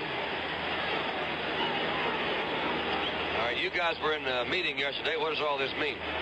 This all means that the Steelers may be penalized for encroachment. The old encroachment trick again. Maybe. Let's see. Dead ball right there.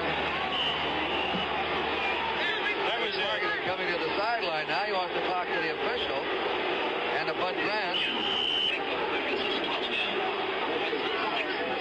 They just announced Franco Harris scored 3 playoff touchdowns against Buffalo, 2 against Oakland, and 1 today.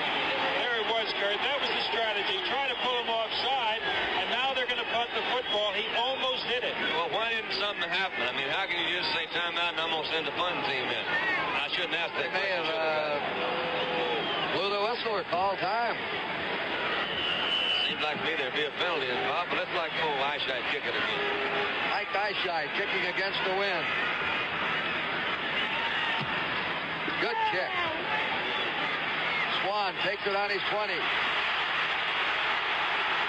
Wide, 25. Ooh, he bulldog down there. No flags down on the play. Jeff Wright got down there to make a brilliant defensive play.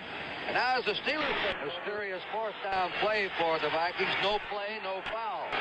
We'll check further for you. Pittsburgh's ball, 1st down on their 26. Franco Harris coming out to the 30. Fumble. Big pileup. Now they'll untangle him. Harris fumbled 9 times during the year. Lost 8 of them, but he's fumbled only once in the playoff. Here's a situation where someone had a shot at the fumble, decided to try to pick this up. There's a great hole again. Eller outside, Page inside. Now right here you're going to see an attempt to pick it up by Page rather than falling on it. Franco recovered his own fumble. The Steelers ahead 9-0. They're on their 36-yard line. They have a 2nd down and a foot to go. He has 100 yards in this game on the ground. He had 111 against Oakland. He's over now. Winston stopping Franco Harris. Just got over 100 yards rushing in the Super Bowl game. Pittsburgh on their 40. In the first half, the Steelers had 129 yards rushing to 11 for the Vikings.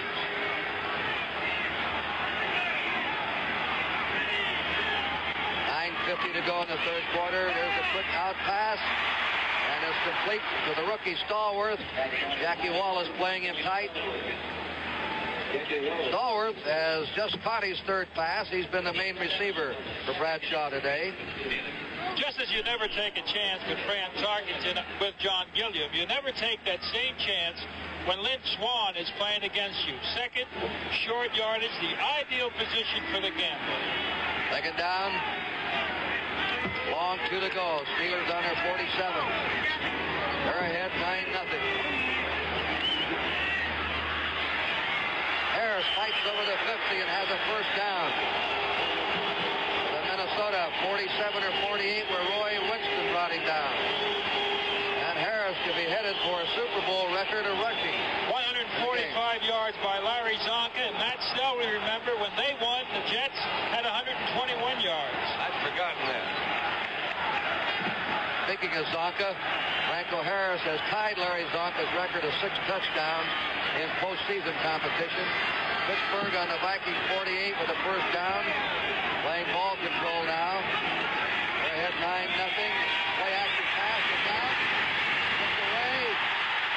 He'll run it. He's at the 50 and he sprints out of bounds into the Viking bench. Alan Page puts the rush on him. Carl Eller, a veteran of many years, a super football player, getting hit several times, first by Gordon Gravel. Another low chopping block by Mullins, I believe. Jerry Mullins. Here comes Another Gravel Page as Page comes in on closing in. Well, we're not going to watch Page, but I want to tell you, Page took a shot at him right before he got back there. He picked up about 4 yards. Good job by Bradshaw in turning what could be a big loss into a little pickup there for him. He's had nearly a 10-yard average rushing the ball today. The third running back in the backfield. Second down 5. Bradshaw and the keeper. Page stops him there. You know, Kurt, on the far side, we've got one-on-one Jackie Wallace, who's done a fine job, but he's going against Stallworth. Now, Stallworth is big. He's on the Otis Taylor, Jerome Barkham type. Big and excellent hands. That will be interesting. They're going to their 6-man deep and their 5-man rush. 108 yards rushing for Franco Harris, 43 for Blyer, 28 for Bradshaw. Interesting, you know, Bud Grant isn't delaying as much as they have in the past. Third down and 5 for Pittsburgh on the Minnesota 43. Brown, Total, Bertram are in now. On the defense for the Vikings. Whoa! They call that one out. Carl Eller made quite a hit on Rocky Blyer. That's Eller's best play of the game. Beautiful. About Eller, he does cover a lot of ground. He has a tendency to close really quick. We talked about the tendency to try to go around him on the outside. Maybe we can see him in number 81. He's coming on the inside of the design defensive play, a loop sort of thing. No one could block him. He hit Blyer right off where he could get started.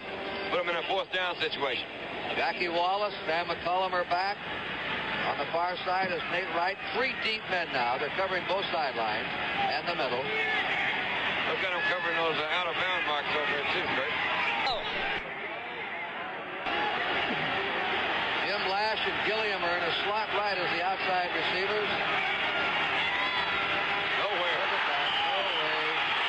That's a fumble. Save it down. Chuck Foreman was really upended there. Andy Russell slashed in from the outside right. The thing that we're talking about, watch the penetration. Russell's coming in from his outside linebacker. They're keying real well behind the pulling guards. A leg whip in there, and Foreman never got to the line of scrimmage. The fumble was there. The referee called him down, so the ball was about a yard loss. Russell limping off, and Lorne Taves replaces him. The Steelers have had 2 incredible games back-to-back of stopping the ground game. Targeting. Oh, that's it. He caught his own pass. He can't throw it again. His own pass had deflected. Throws deep to Gilliam. No. He got him. Gilliam. Doesn't work. At the 40. No. What a play that was. Does not Flag work. is down back at the 10-yard line. Flag is down. A fun play, but that will go down in the books as a completed pass from Tarkington to Tarkington. Yeah. That's true. That happens. Tarkington compared. How does a quarterback ever catch a pass? Well, that's the way you do it. You get them knocked back at you. They've been trying this all day. Roll out to the outside. L.C. Greenwood trying to get good position on Ron Yeri. And that's 6'6". He takes advantage of it, slaps it back. Who knocked it down? I didn't see it. Was it L.C. Greenwood? Tarkington caught it and threw it again. There he goes. Well, it was the biggest play they've had all day, and they're probably going to get a penalty for it. Does that give you a clue how things go in for the Vikes? Well, now he's got that situation where the interception, the possibility moves up very dramatically. That's a loss of a down and a legal forward pass. 2 men on the offensive team involved. Deflected to Tarkington, and then Tarkington to Gilliam. L.C. Greenwood's tipped about 3 passes today. Look at those yards rushing. Pittsburgh now has allowed 42 yards rushing against Oakland and Minnesota. It is 3rd down. 11 to go.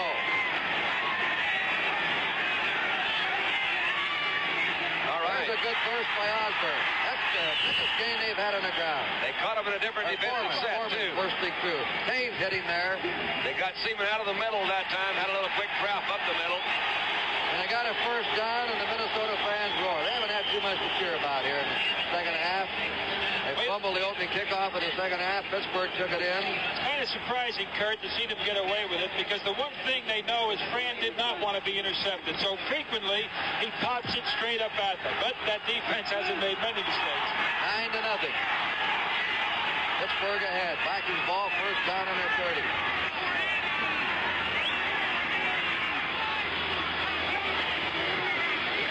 Osborne. At home. He's been there. 63.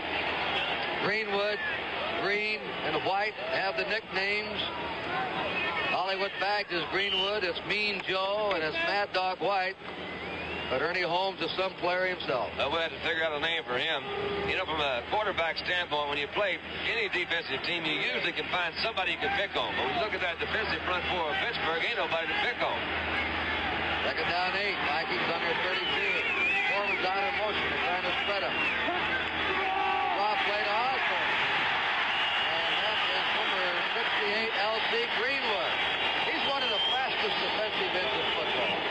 Very quick. Well, what can you say? This defense got them into the Super Bowl, and up to this point, this defense has gone a long way toward winning it. From the line of scrimmage, L.C. Greenwood moving in beautifully. They're not getting a chance to start, are they? No, they've got the strength and the speed to go with it. It's a great combination. Our fickle friend Momentum has anywhere. He's right over there with the Steelers, and he's been there most of the day. The Vikings have had 10 third down situations, converted 4 of them. Right now they're in the third and long. There's a pass out. It's complete to Boyd. Tight end Boyd has a first down. Harkinen hit a big one to Stu Boyd. Len Edwards holding down from behind. Really a big one. It sure was. He had Stu Boyd man-to-man. They were doubling the outside guys from the end zone shot. You can see it. Slight slip by Green. Targeted, therefore, has a little bit more time to throw. He rolls out. He's got Boyd running kind of a square out pattern. That one had to be right on the money. There was Edwards right behind him. Yep. Boyd ran a quick square out and a big first down. He got Jack Hammond a blitz that time. Targeted and read it correctly. Get that man-to-man coverage and give me a little time. We'll throw it. Vikings first down on the Pittsburgh 45. Pittsburgh ahead 9-0. Out of the eye. Oh, another great charge. Foreman hauled down behind the line of scrimmage. And now they have sent Ed Bradley in. The other thing that you've got to appreciate about a veteran football team is that they can stay close, despite the fact that they're not in it. If they had no time, lose their composure, get back, get close, they're still in this football game, and Fran can do it. They just don't have enough variance in their offense, Al. I don't think they're not being. They just can't run anything today. They're having a lot of trouble right there. Second down, 12 for the Vikings at the Pittsburgh 47. That was blocked again. It's intercepted by Joe Green. It was blocked by Dwight White. A flag is down and intercepted by Joe Green. Joe Green's second interception of the year. Well, he's rolling out as best he can to get away from that rush. That rush has a way of catching up with him. And Green couldn't be happier, I don't think. I don't know what the flag is. Do you know, Kurt? First a foul. But it's got to come after the interception, hasn't it? The change of possession. Flipping call against the Steelers, but they'll keep the ball with the change of possession. And that's the 5th tip ball today, or 4th. That just shows you what a pass rush they've had. When you deflect about 5 or 6 passes on a pass rush, you're really pressuring that quarterback. That quarterback remembers those things too, because he's trying to do it. And when they keep throwing them back at you, that makes it, that's not the way it's drawn up.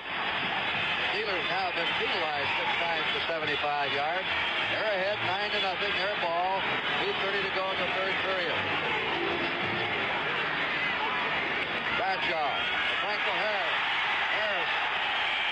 To his 46-yard line. Jeff Seaman helped by Jackie Wallace in that last tackle. Makes good pursuit, but they're still gaining good yards and continuing to the left side. There's Clark, and there comes Cole driving to the outside on Jim Marshall. Big hole. Seaman's pursuit does it, but good game. Second down 4, and Franco Harris now is rushed for 114 yards.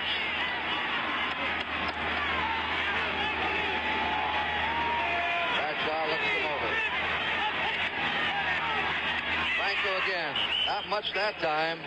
Roy Winston, after Alan Page got underneath the play. Page has been a standout. He and Seaman all afternoon. Well, in another less than a minute at this point, the Vikings will have played 11 quarters of Super Bowl football and would have scored 14 points. They have not scored. They only had 2 other times, 7 in each of those. Third down, 3 to go for Pittsburgh. From their own 46.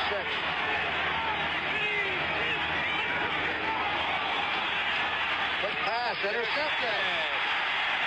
Jeff Seaman has it. Probably going to be called back. I think Minnesota was offside. Yeah, it looks like Jeff it. Seaman right in the middle. Flag is dropped. I think the Steelers are definitely the sympathetic favorite down here in New Orleans today. You know, we did the game out in Oakland against Oakland. We did the one against Miami in Oakland. To me, it was pretty evident that when Oakland played Miami, they were going to win it. We walked into the stadium the next week, and they were playing Pittsburgh, and there was not anywhere close to the same feeling. Franco Harris had a great game, as did Rocky Bleier. They gave Franco a game ball after the game. After the game, he gave the game ball to Joe Gilliam. They said, why? They said, well, it's Joe's birthday, and besides that, he's my friend. Steelers ahead, playing a ball control game now. Minute 11 remaining in the third quarter. Harris again slipping forward to the 47-yard line of the Vikings. Wally Hilgenberg there to meet him.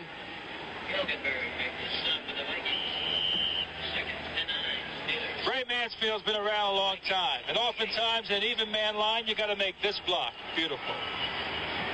You know, Franco went a little bit wide on that one. If he'd been able to cut back up a little bit quicker off of Mansfield's block, he could probably pick up a little bit more yardage. Miami used the pass sparingly to beat the Vikings last year. Bradshaw's thrown only 10 times today, completed 6. Second down 8. Franco Harris bringing out just short of the Viking 45-yard line. Jackie Wallace up from the right corner spot, and Jeff Seaman again. He's been on many tackles for the Vikings today. We've got Carl Eller now to this side of the field, although the hash marks have changed it. We're watching again a switch that will go to a 5-6 defensive back arrangement. The big thing here is, again, the ability of Bradshaw to run. Or hit that man-to-man, whoever they're covering man-to-man down there, Alan, and that's one of the keys to it. Kurt Gowdy, Aldi Rogatis, Don Meredith into the fourth period. Andy Russell is still injured on the Pittsburgh sideline. Pittsburgh's ball on the Minnesota 45, 3rd and 6. Terry Brown, Randy Podol, go in the secondary. The outside linebackers are out. Pittsburgh ahead 9-0. Bradshaw setting up, fires. Incomplete to the tight end, Larry Brown. He was covered by Terry Brown. Doug Sutherland took Gary Larson's place. Here's Clark, Jim putting the block on him. Ray Mansfield, the way the center will do it is move to the open man. That was Jim Marshall coming over the top. Total offense in the game, Pittsburgh 236 yards, Minnesota 122. Minnesota has 23 yards rushing, 99 passing. Pittsburgh 189 yards rushing, 47 passing. The punt now by Bobby Walden. Wallace and McCullum are deep. The short one. Fair catch called on the 23-yard line by Jackie Wallace. Long signal count by Tarkinen, and then suddenly everything stopped and the Vikings punted. They ruled both sides offside. No play. They didn't get a signal. First down. Eric Foreman has got to be a factor. We're going to keep our eye on this. Vikings on their 23. We have 2 reserve linebackers in for the Steelers right now. Tarkinen shoots the pass, and he completes it to Foreman. All right, they had Foreman in the slot. One man was deep. Let's take a look at it. The man played for Miami. Such a super football player. He drives down and goes to the inside. They're looking for him. That play is good for 6 yards. Now that's Jack Ham. Ed Bradley has replaced Jack Lambert. We don't know what's the matter with Lambert. Andy Russell has a bruised left thigh. He's been replaced as a linebacker by Lauren Day. Russell may be back. They don't know for sure. Foreman on an outside sweep. He dropped down. Yeah, he was creeping. Al Blunt right in there on him, number 47. Let's take another look at Foreman. He's their ace. He's the man they're counting on. This is a ground-level shot led by Dave Osborne, but that defense just swarms all over it. Andy Maurer leaving the play, Mel Blunt making the tackle. Dwight White goes out now right in, and Steve Furness, number 64 from Rhode Island, is in. White all week in the hospital with a virus. finally may have run out of gas here. Yeah, he may have, but he sure has gone a long way. He may have a bad knee. Played quite a game. The man that was sick all week. 3rd down and 4 for the Vikings. Target is setting up down the middle. It is tipped away. It was intended for Foreman. Glenn Edwards was there, 27. Wagner was on him, too. They double-teamed him. And all right. Foreman's the man, as Aldi He sure is. Coming out of the backfield, and they know it, too. They, the Pittsburgh Steelers, they're doubling this man. And this was close to being an interception. Bradley pumps him. Almost. That causes interceptions. You saw Foreman start to go inside and then see Edwards, he backed up. That's Tarkenton was throwing where he was supposed to go. Luckily, he didn't intercept that ball. If they'd been thrown a bit lower, it'd been an interception for Edwards. And the punt by Eyeshine. High end over end. Fielded by Swan on his 35. Breaks away, comes over the 40 and is down on his 46-yard line. Swan averaged 14 yards a punt return during the season. Doug Kingsrider was the man that nailed him. That's Dwight White. Timeout with 13 minutes to play in this game. And the score, Pittsburgh 9, Minnesota. There it is. That line of scrimmage. The Steelers have dominated. 13 minutes to go. There's a fumble, and the Vikings have it. Vikings have it. Oh, Paul yeah. Krause, the veteran safety, 22. Big plays. That's the second big fumble. And again, Kolb was closing to the inside. Field position. This football game is a long way from over. Well, it looks like there's not a good exchange to me. They just didn't get the handle on the ball. Krause has a way of coming up with things. I don't know how he does it. He just seems to be where he's supposed to be. That's a pretty good indication right there. He picks off a lot of passes and fumbles, too. Good shot for the Vikes. That's only the second fumble for Franco Harris in the playoffs. Now the Vikings have a big chance. Targeted. Going deep to Gilliam. And he's out of bounds. Flag goes down. Flag is dropped on Mike Wagner. Interference. Wagner saying, not me. Not me. Well, how many times have we seen Fran Tarkenton do this? Well, go to his big man. There's the call right there. You see Wagner kind of easing into him, pushing him out of bounds, which is a good call again by the official. You can't do that. So they got him another good break. A turnover right quick, and then you're back in the ball game. Almost face guarding, too. Yeah, this is the thing that Tarkenton has done. They keep, fooling around, but he's been hitting this guy particularly all year long with a big one. Oh, the Vikings now. And there are 2 tight ends in. They have a 1st and goal to go on the Pittsburgh 5 after the interference call. And there's a fumble, a pile up at the 5. Up for the ball is Joe Green. You think me and Joe's running that ball? No. And the Steelers have it. The Vikings blew another chance. Joe Green, who's intercepted a pass, comes up with a fumble at the 5-yard line. Joe's telling him about it. Lay it on him, Joe. Lay it on him, baby. Yeah, ain't nothing to do it but to do it. Well, leadership is such a big part of everything, and this man is the leader. There is no doubt. Leaders are lonely, but they live such a good life. Here it is. Foreman's having such a tough time. Last year, he only got 18 yards. Didn't make a good handoff again. Green's looking for the ball. I think he reaches in there and takes it away from everybody. Now, they call it down right there. That's the 3rd turnover against Minnesota, 2 against Pittsburgh. There goes Franco. Boy, he's piling it up now. That's what the Vikings have not been able to do, Kurt. They've not been able to give the ball to one of their backs all day and to pick up 5, 6 yards. They just haven't been able to do it. From the end zone camera, you see again a little counter move. He's coming back over the middle. Is that Clack in front of him? Right. Yes. Good block on Krause, coming right through the middle. Good execution, but they've been doing this, and Franco's their man. 2nd down, 2. Franco Harris now has 126 yards in the ground. A little over 12 minutes to play. The Steelers ahead 9-0. Harris trying to bull for that 1st down. Can't get it. Looked like the same play. Well, the thing we've got to keep in mind is 9-0. despite this incredible effort, and it's one of the best defensive efforts I have ever seen, we must say that the Vikings, their defense has done a fine job. It's only 9-0, so no one has moved it that well. Well, let's just tell it like it is, Dero. Lynn Swan goes out, and Mike Webster comes in at center now. He's the man they use on snaps. This is a third down play. Third down and 2. And the Vikings were up and stop him short. Rocky Flyer hit by Alan Page, number 88. And now the Steelers must punt. And they're punting against the wind here in the fourth period. Jackie Wallace will be going back.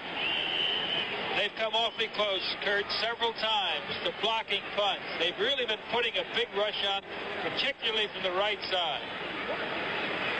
Bobby Walden. Only one man back, that's Jackie Wallace. He's in Pittsburgh territory. He's shortened up because of the breeze. 20-mile-an-hour wind that Walden is putting into. Look out! It's a Pittsburgh touchdown. Terry Brown recovered it. Nice call, Dero. Well, you talk about effort, I'll tell you. You've got to give him such great credit. I believe Matt Blair blocked it. Matt Blair, 59. Let's look.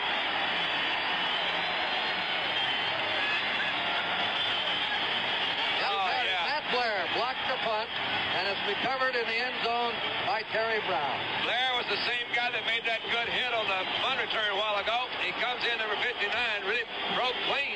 There are 3 or 4 of them around there.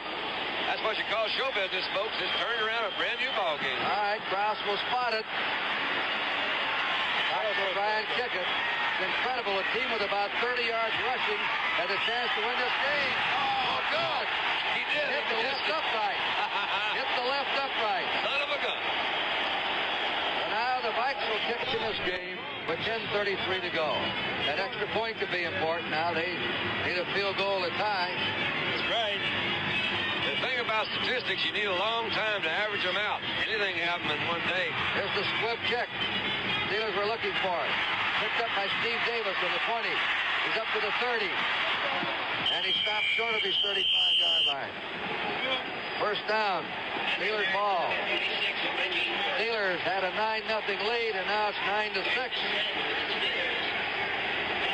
And it's not as comfortable for Pittsburgh fans as it was 2 or 3 minutes ago. All right, but here's where that running attack of the Steelers can be so very important. Plenty of time to go, of course, but a few first downs means good field position. This man loves to run.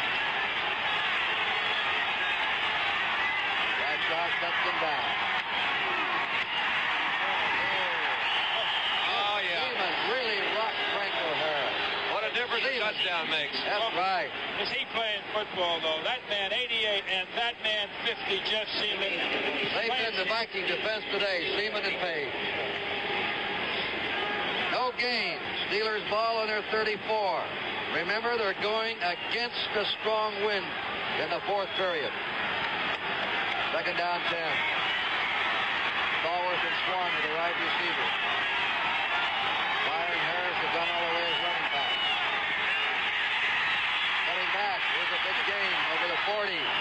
And up to the 42 is Franco Harris. Good effort by Franco, because that was pretty well stopped up defensively, too. Did you think, Nero? Oh, yes. We said right along. You know, Don, here again, the finest asset right now going for them, and that defense knows it, is Terry Bradshaw's ability to run. I was going to say Franco Harris's ability to run, too, because I think he's the guy. Now, Terry doesn't want to run unless Franco can, man. You know, but so as long as Franco can keep picking up some yards, he doesn't have to. Third down and 2 to go. Pittsburgh on its 42, leading 9-6. Gonna go for it. Shoots it deep, and it's caught. Brown, the tight end, has a first down. Fumbles the ball. And let's see. Vikings got it. Minnesota has it. Jeff Seaman on it. Oh, yeah. Did they blow the whistle dead? Well, Kurt, the They may man have was blown the down. whistle dead. The man was down. That doesn't surprise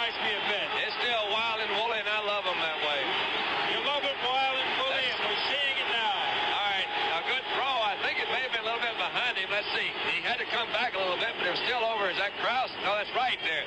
He comes back in, cutting back across. That's Wallace. That guy's played a good ball game. And Winston, they knock it loose. They call the ball down right there, so it's still the Steelers' ball. Pittsburgh's ball now in the Minnesota 28. This is hitting the way football was meant to be played. Jackie Wallace there. They're really popping, Don, both teams. Now, you see that ball coming out pretty quick. That's the referee's choice. That's one of those decision things, and his decision was to give it to Pittsburgh. And down here in New Orleans, they have a way of stopping ball games when they don't like those decisions. Viking fans booing. Flags are down. Straight ahead play. Rocky Bleier. Flags were dropped on the play. Paul Krause, the free safety, made the tackle on Bleier. You start looking back into those up and butt plays we were talking about before this ball game. This could be a really big one right here because they had a kind of, it looked like a whole new outlook, the Vikings did. They had a chance to get the ball back on a big gain and take over, but they didn't. So illegal procedure against the Steelers. Put them back in there. Backfield in motion. 4 turnovers charged to Minnesota, 2 against Pittsburgh. Vikings had quite a few turnovers against the Rams in the National Conference game. 1st and 15 for Pittsburgh. Nothing on that one. Rocky Bleier trying to cut back, and he's hit cold by Alan Page again, number 88.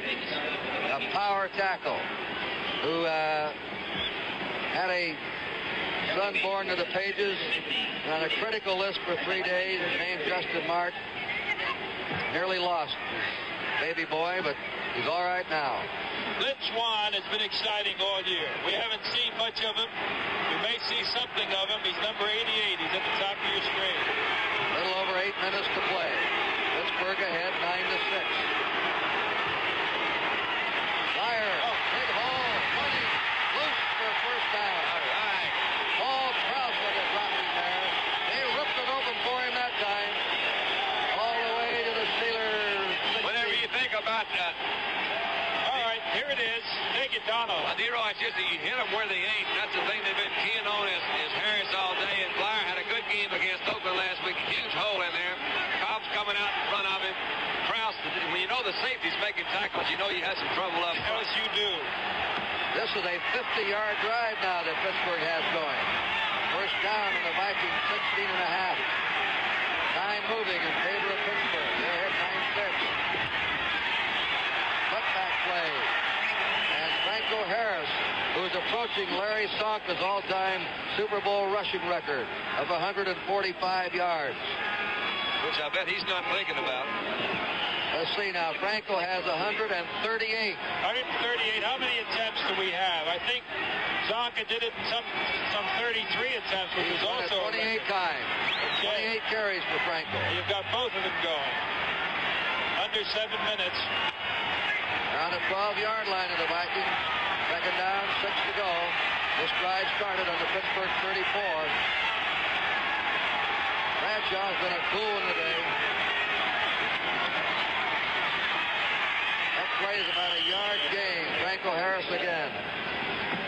We're talking about Bradshaw all week long. The writers wanted to know his grades in high school, his grades in college, and he said, I'm tired of the intimation that I'm a dumb football player. That I have good football instinct. I call half my plays at the line of scrimmage. And he was really ticked off about it.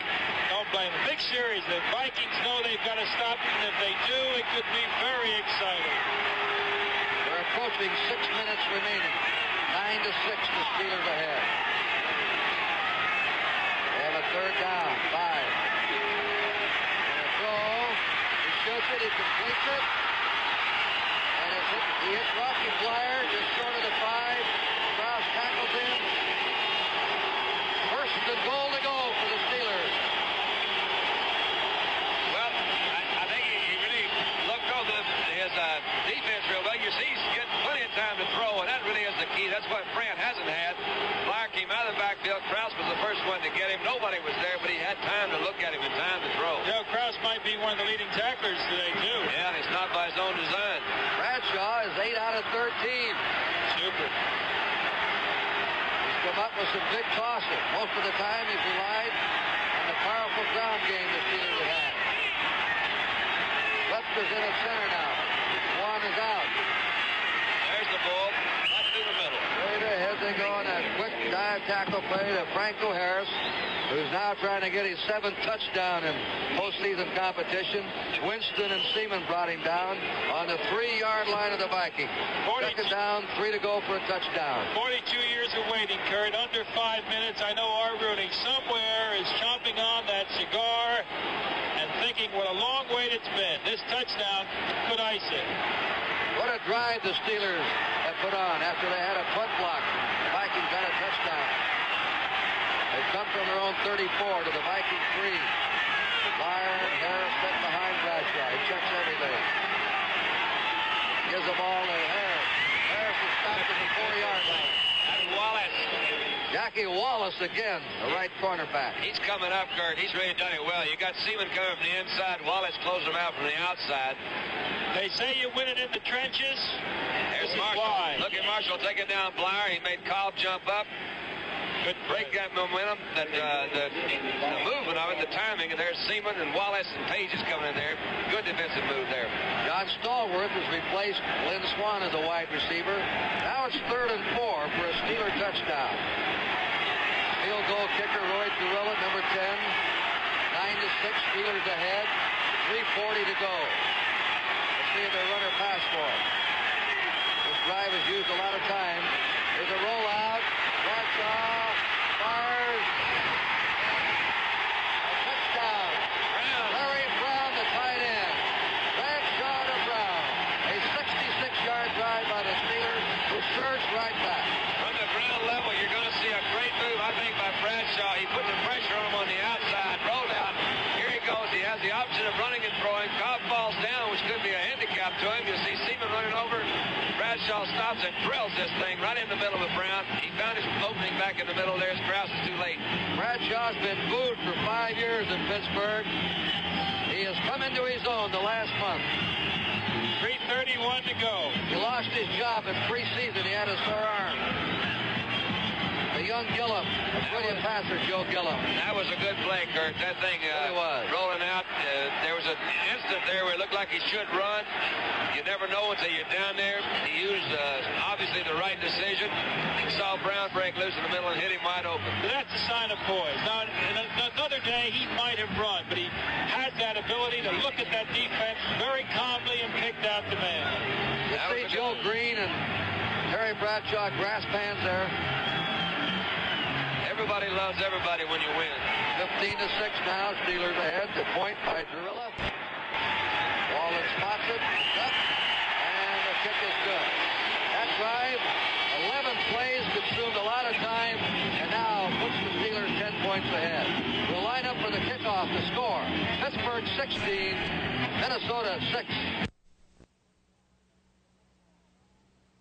Pittsburgh 5 and fumble the ball. Joe Green recovered. The kickoff. Bounding around. Grant McClanahan has it. Into the 30. And he stops just short of his 40-yard line. Grant McClanahan hit by Jim Allen. Let's watch the touchdown again. Watch Bradshaw roll out on this one now.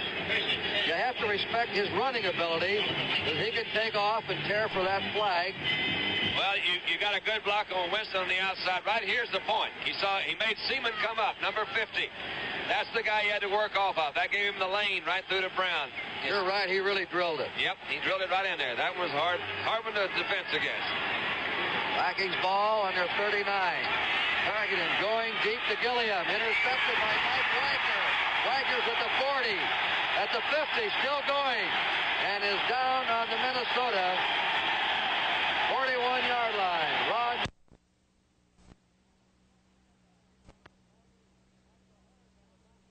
Driving over the 40. Franco Harris had to knock one of his own men out of the way first. Jim Clack to reach the 38-yard line of the Vikings. Well, let's see, Kerry. He still has a chance for that rushing record. And with time running out, we're going to see him get the football a few more times. Minnesota scored on a block punt, missed the point. Steelers came right back, going 66 yards, and kept the ball 7 minutes on that drive. A coach's dream of a classic drive. Second down. 7 to go. Franco Harris. They're trying to give Franco a shot at the record now. He had 142 yards before that carry. He picked up a yard on it. He's now 2 yards away from Sonka's record. We pause briefly for station identification. This is the NBC Television Network. KPRC TV, Channel 2, Houston.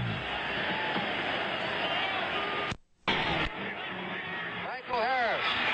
And he's broken Larry Sonka's Super Bowl record. A new Super Bowl rushing record for Franco Harris. Who's the most valuable player in the game? Is it Harris? Is it Joe Green? Is it Terry Bradshaw? They all are. Or L.C. Greenwood? You had 22 footballs. You'd have to give it to every one of them. Vikings have called timeout now with 1:40. There's the new record. Franco Harris has run for 159 yards, breaking Larry Sonka's record last year of 145. Here he is breaking it, making the good Franco Harris cut.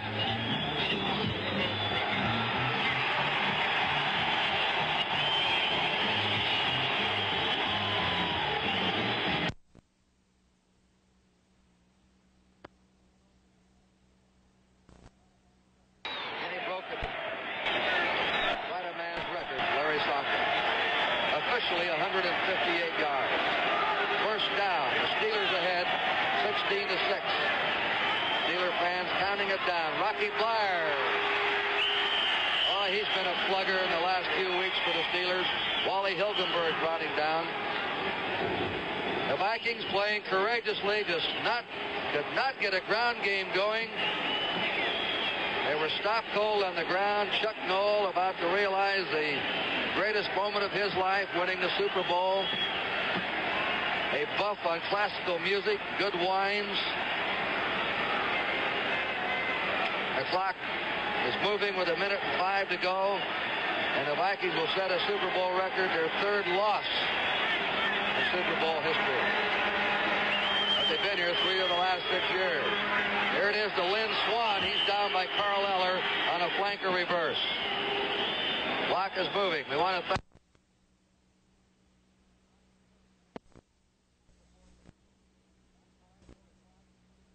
for 4 decades. Not far from the spot where Art Rooney's father ran the Rooney Saloon in the old days.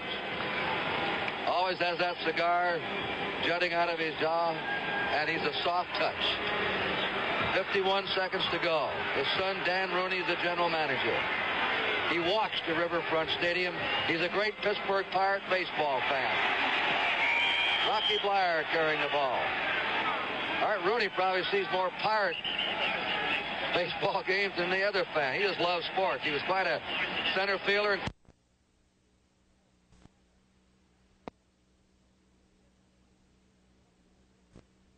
If you didn't see this game and you looked at the figures, the Pittsburgh Steelers did not have a sack to the quarterback. And yet, they had a tremendous rush on Frank Tarkenton. 5 times they tipped his passes. This is Rocky Bleier. He's down. And the American Conference is now dominating the Super Bowl. This will be their 3rd win in a row. Miami twice. Pittsburgh today. Dallas interrupted the string. This will be the 6th American Football Conference win, the 3 for the National Conference. The offensive unit gets a hand. Franco Harris going off. Penn State's happy about his performance today. 37 seconds to go, and the Vikings are out of timeout. They're trailing 16 to 6.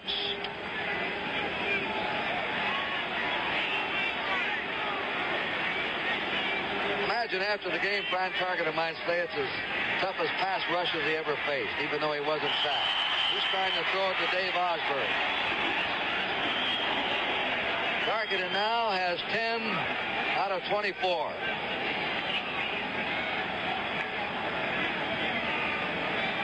Three seconds to go. Look at those yards rushing. 21 yards.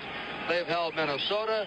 They held the Oakland Raiders, who had the best record in pro football until they were upended by the Steelers, to 29 yards rushing. have been even better today, stopping the Viking attack than they did the Raiders. That's the defense.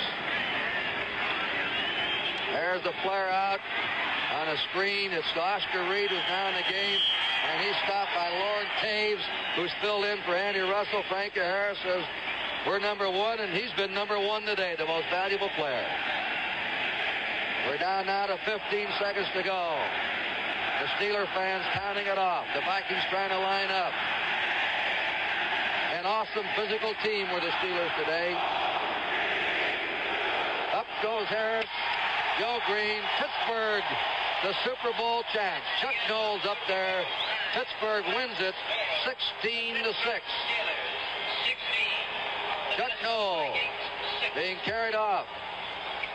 They were about the worst team in pro football when he took over. They rebuilt by the draft, not by trading. They made every number 1 and 2 pick count.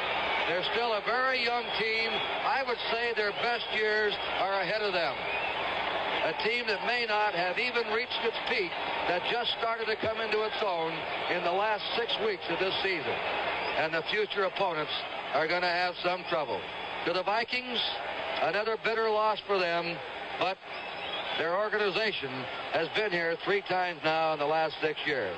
Kurt Gowdy thanking you for viewing it. The final score, Pittsburgh 16 and Minnesota 6. We'll have a review of today's Super Bowl game in a moment. Right now we pause for station identification.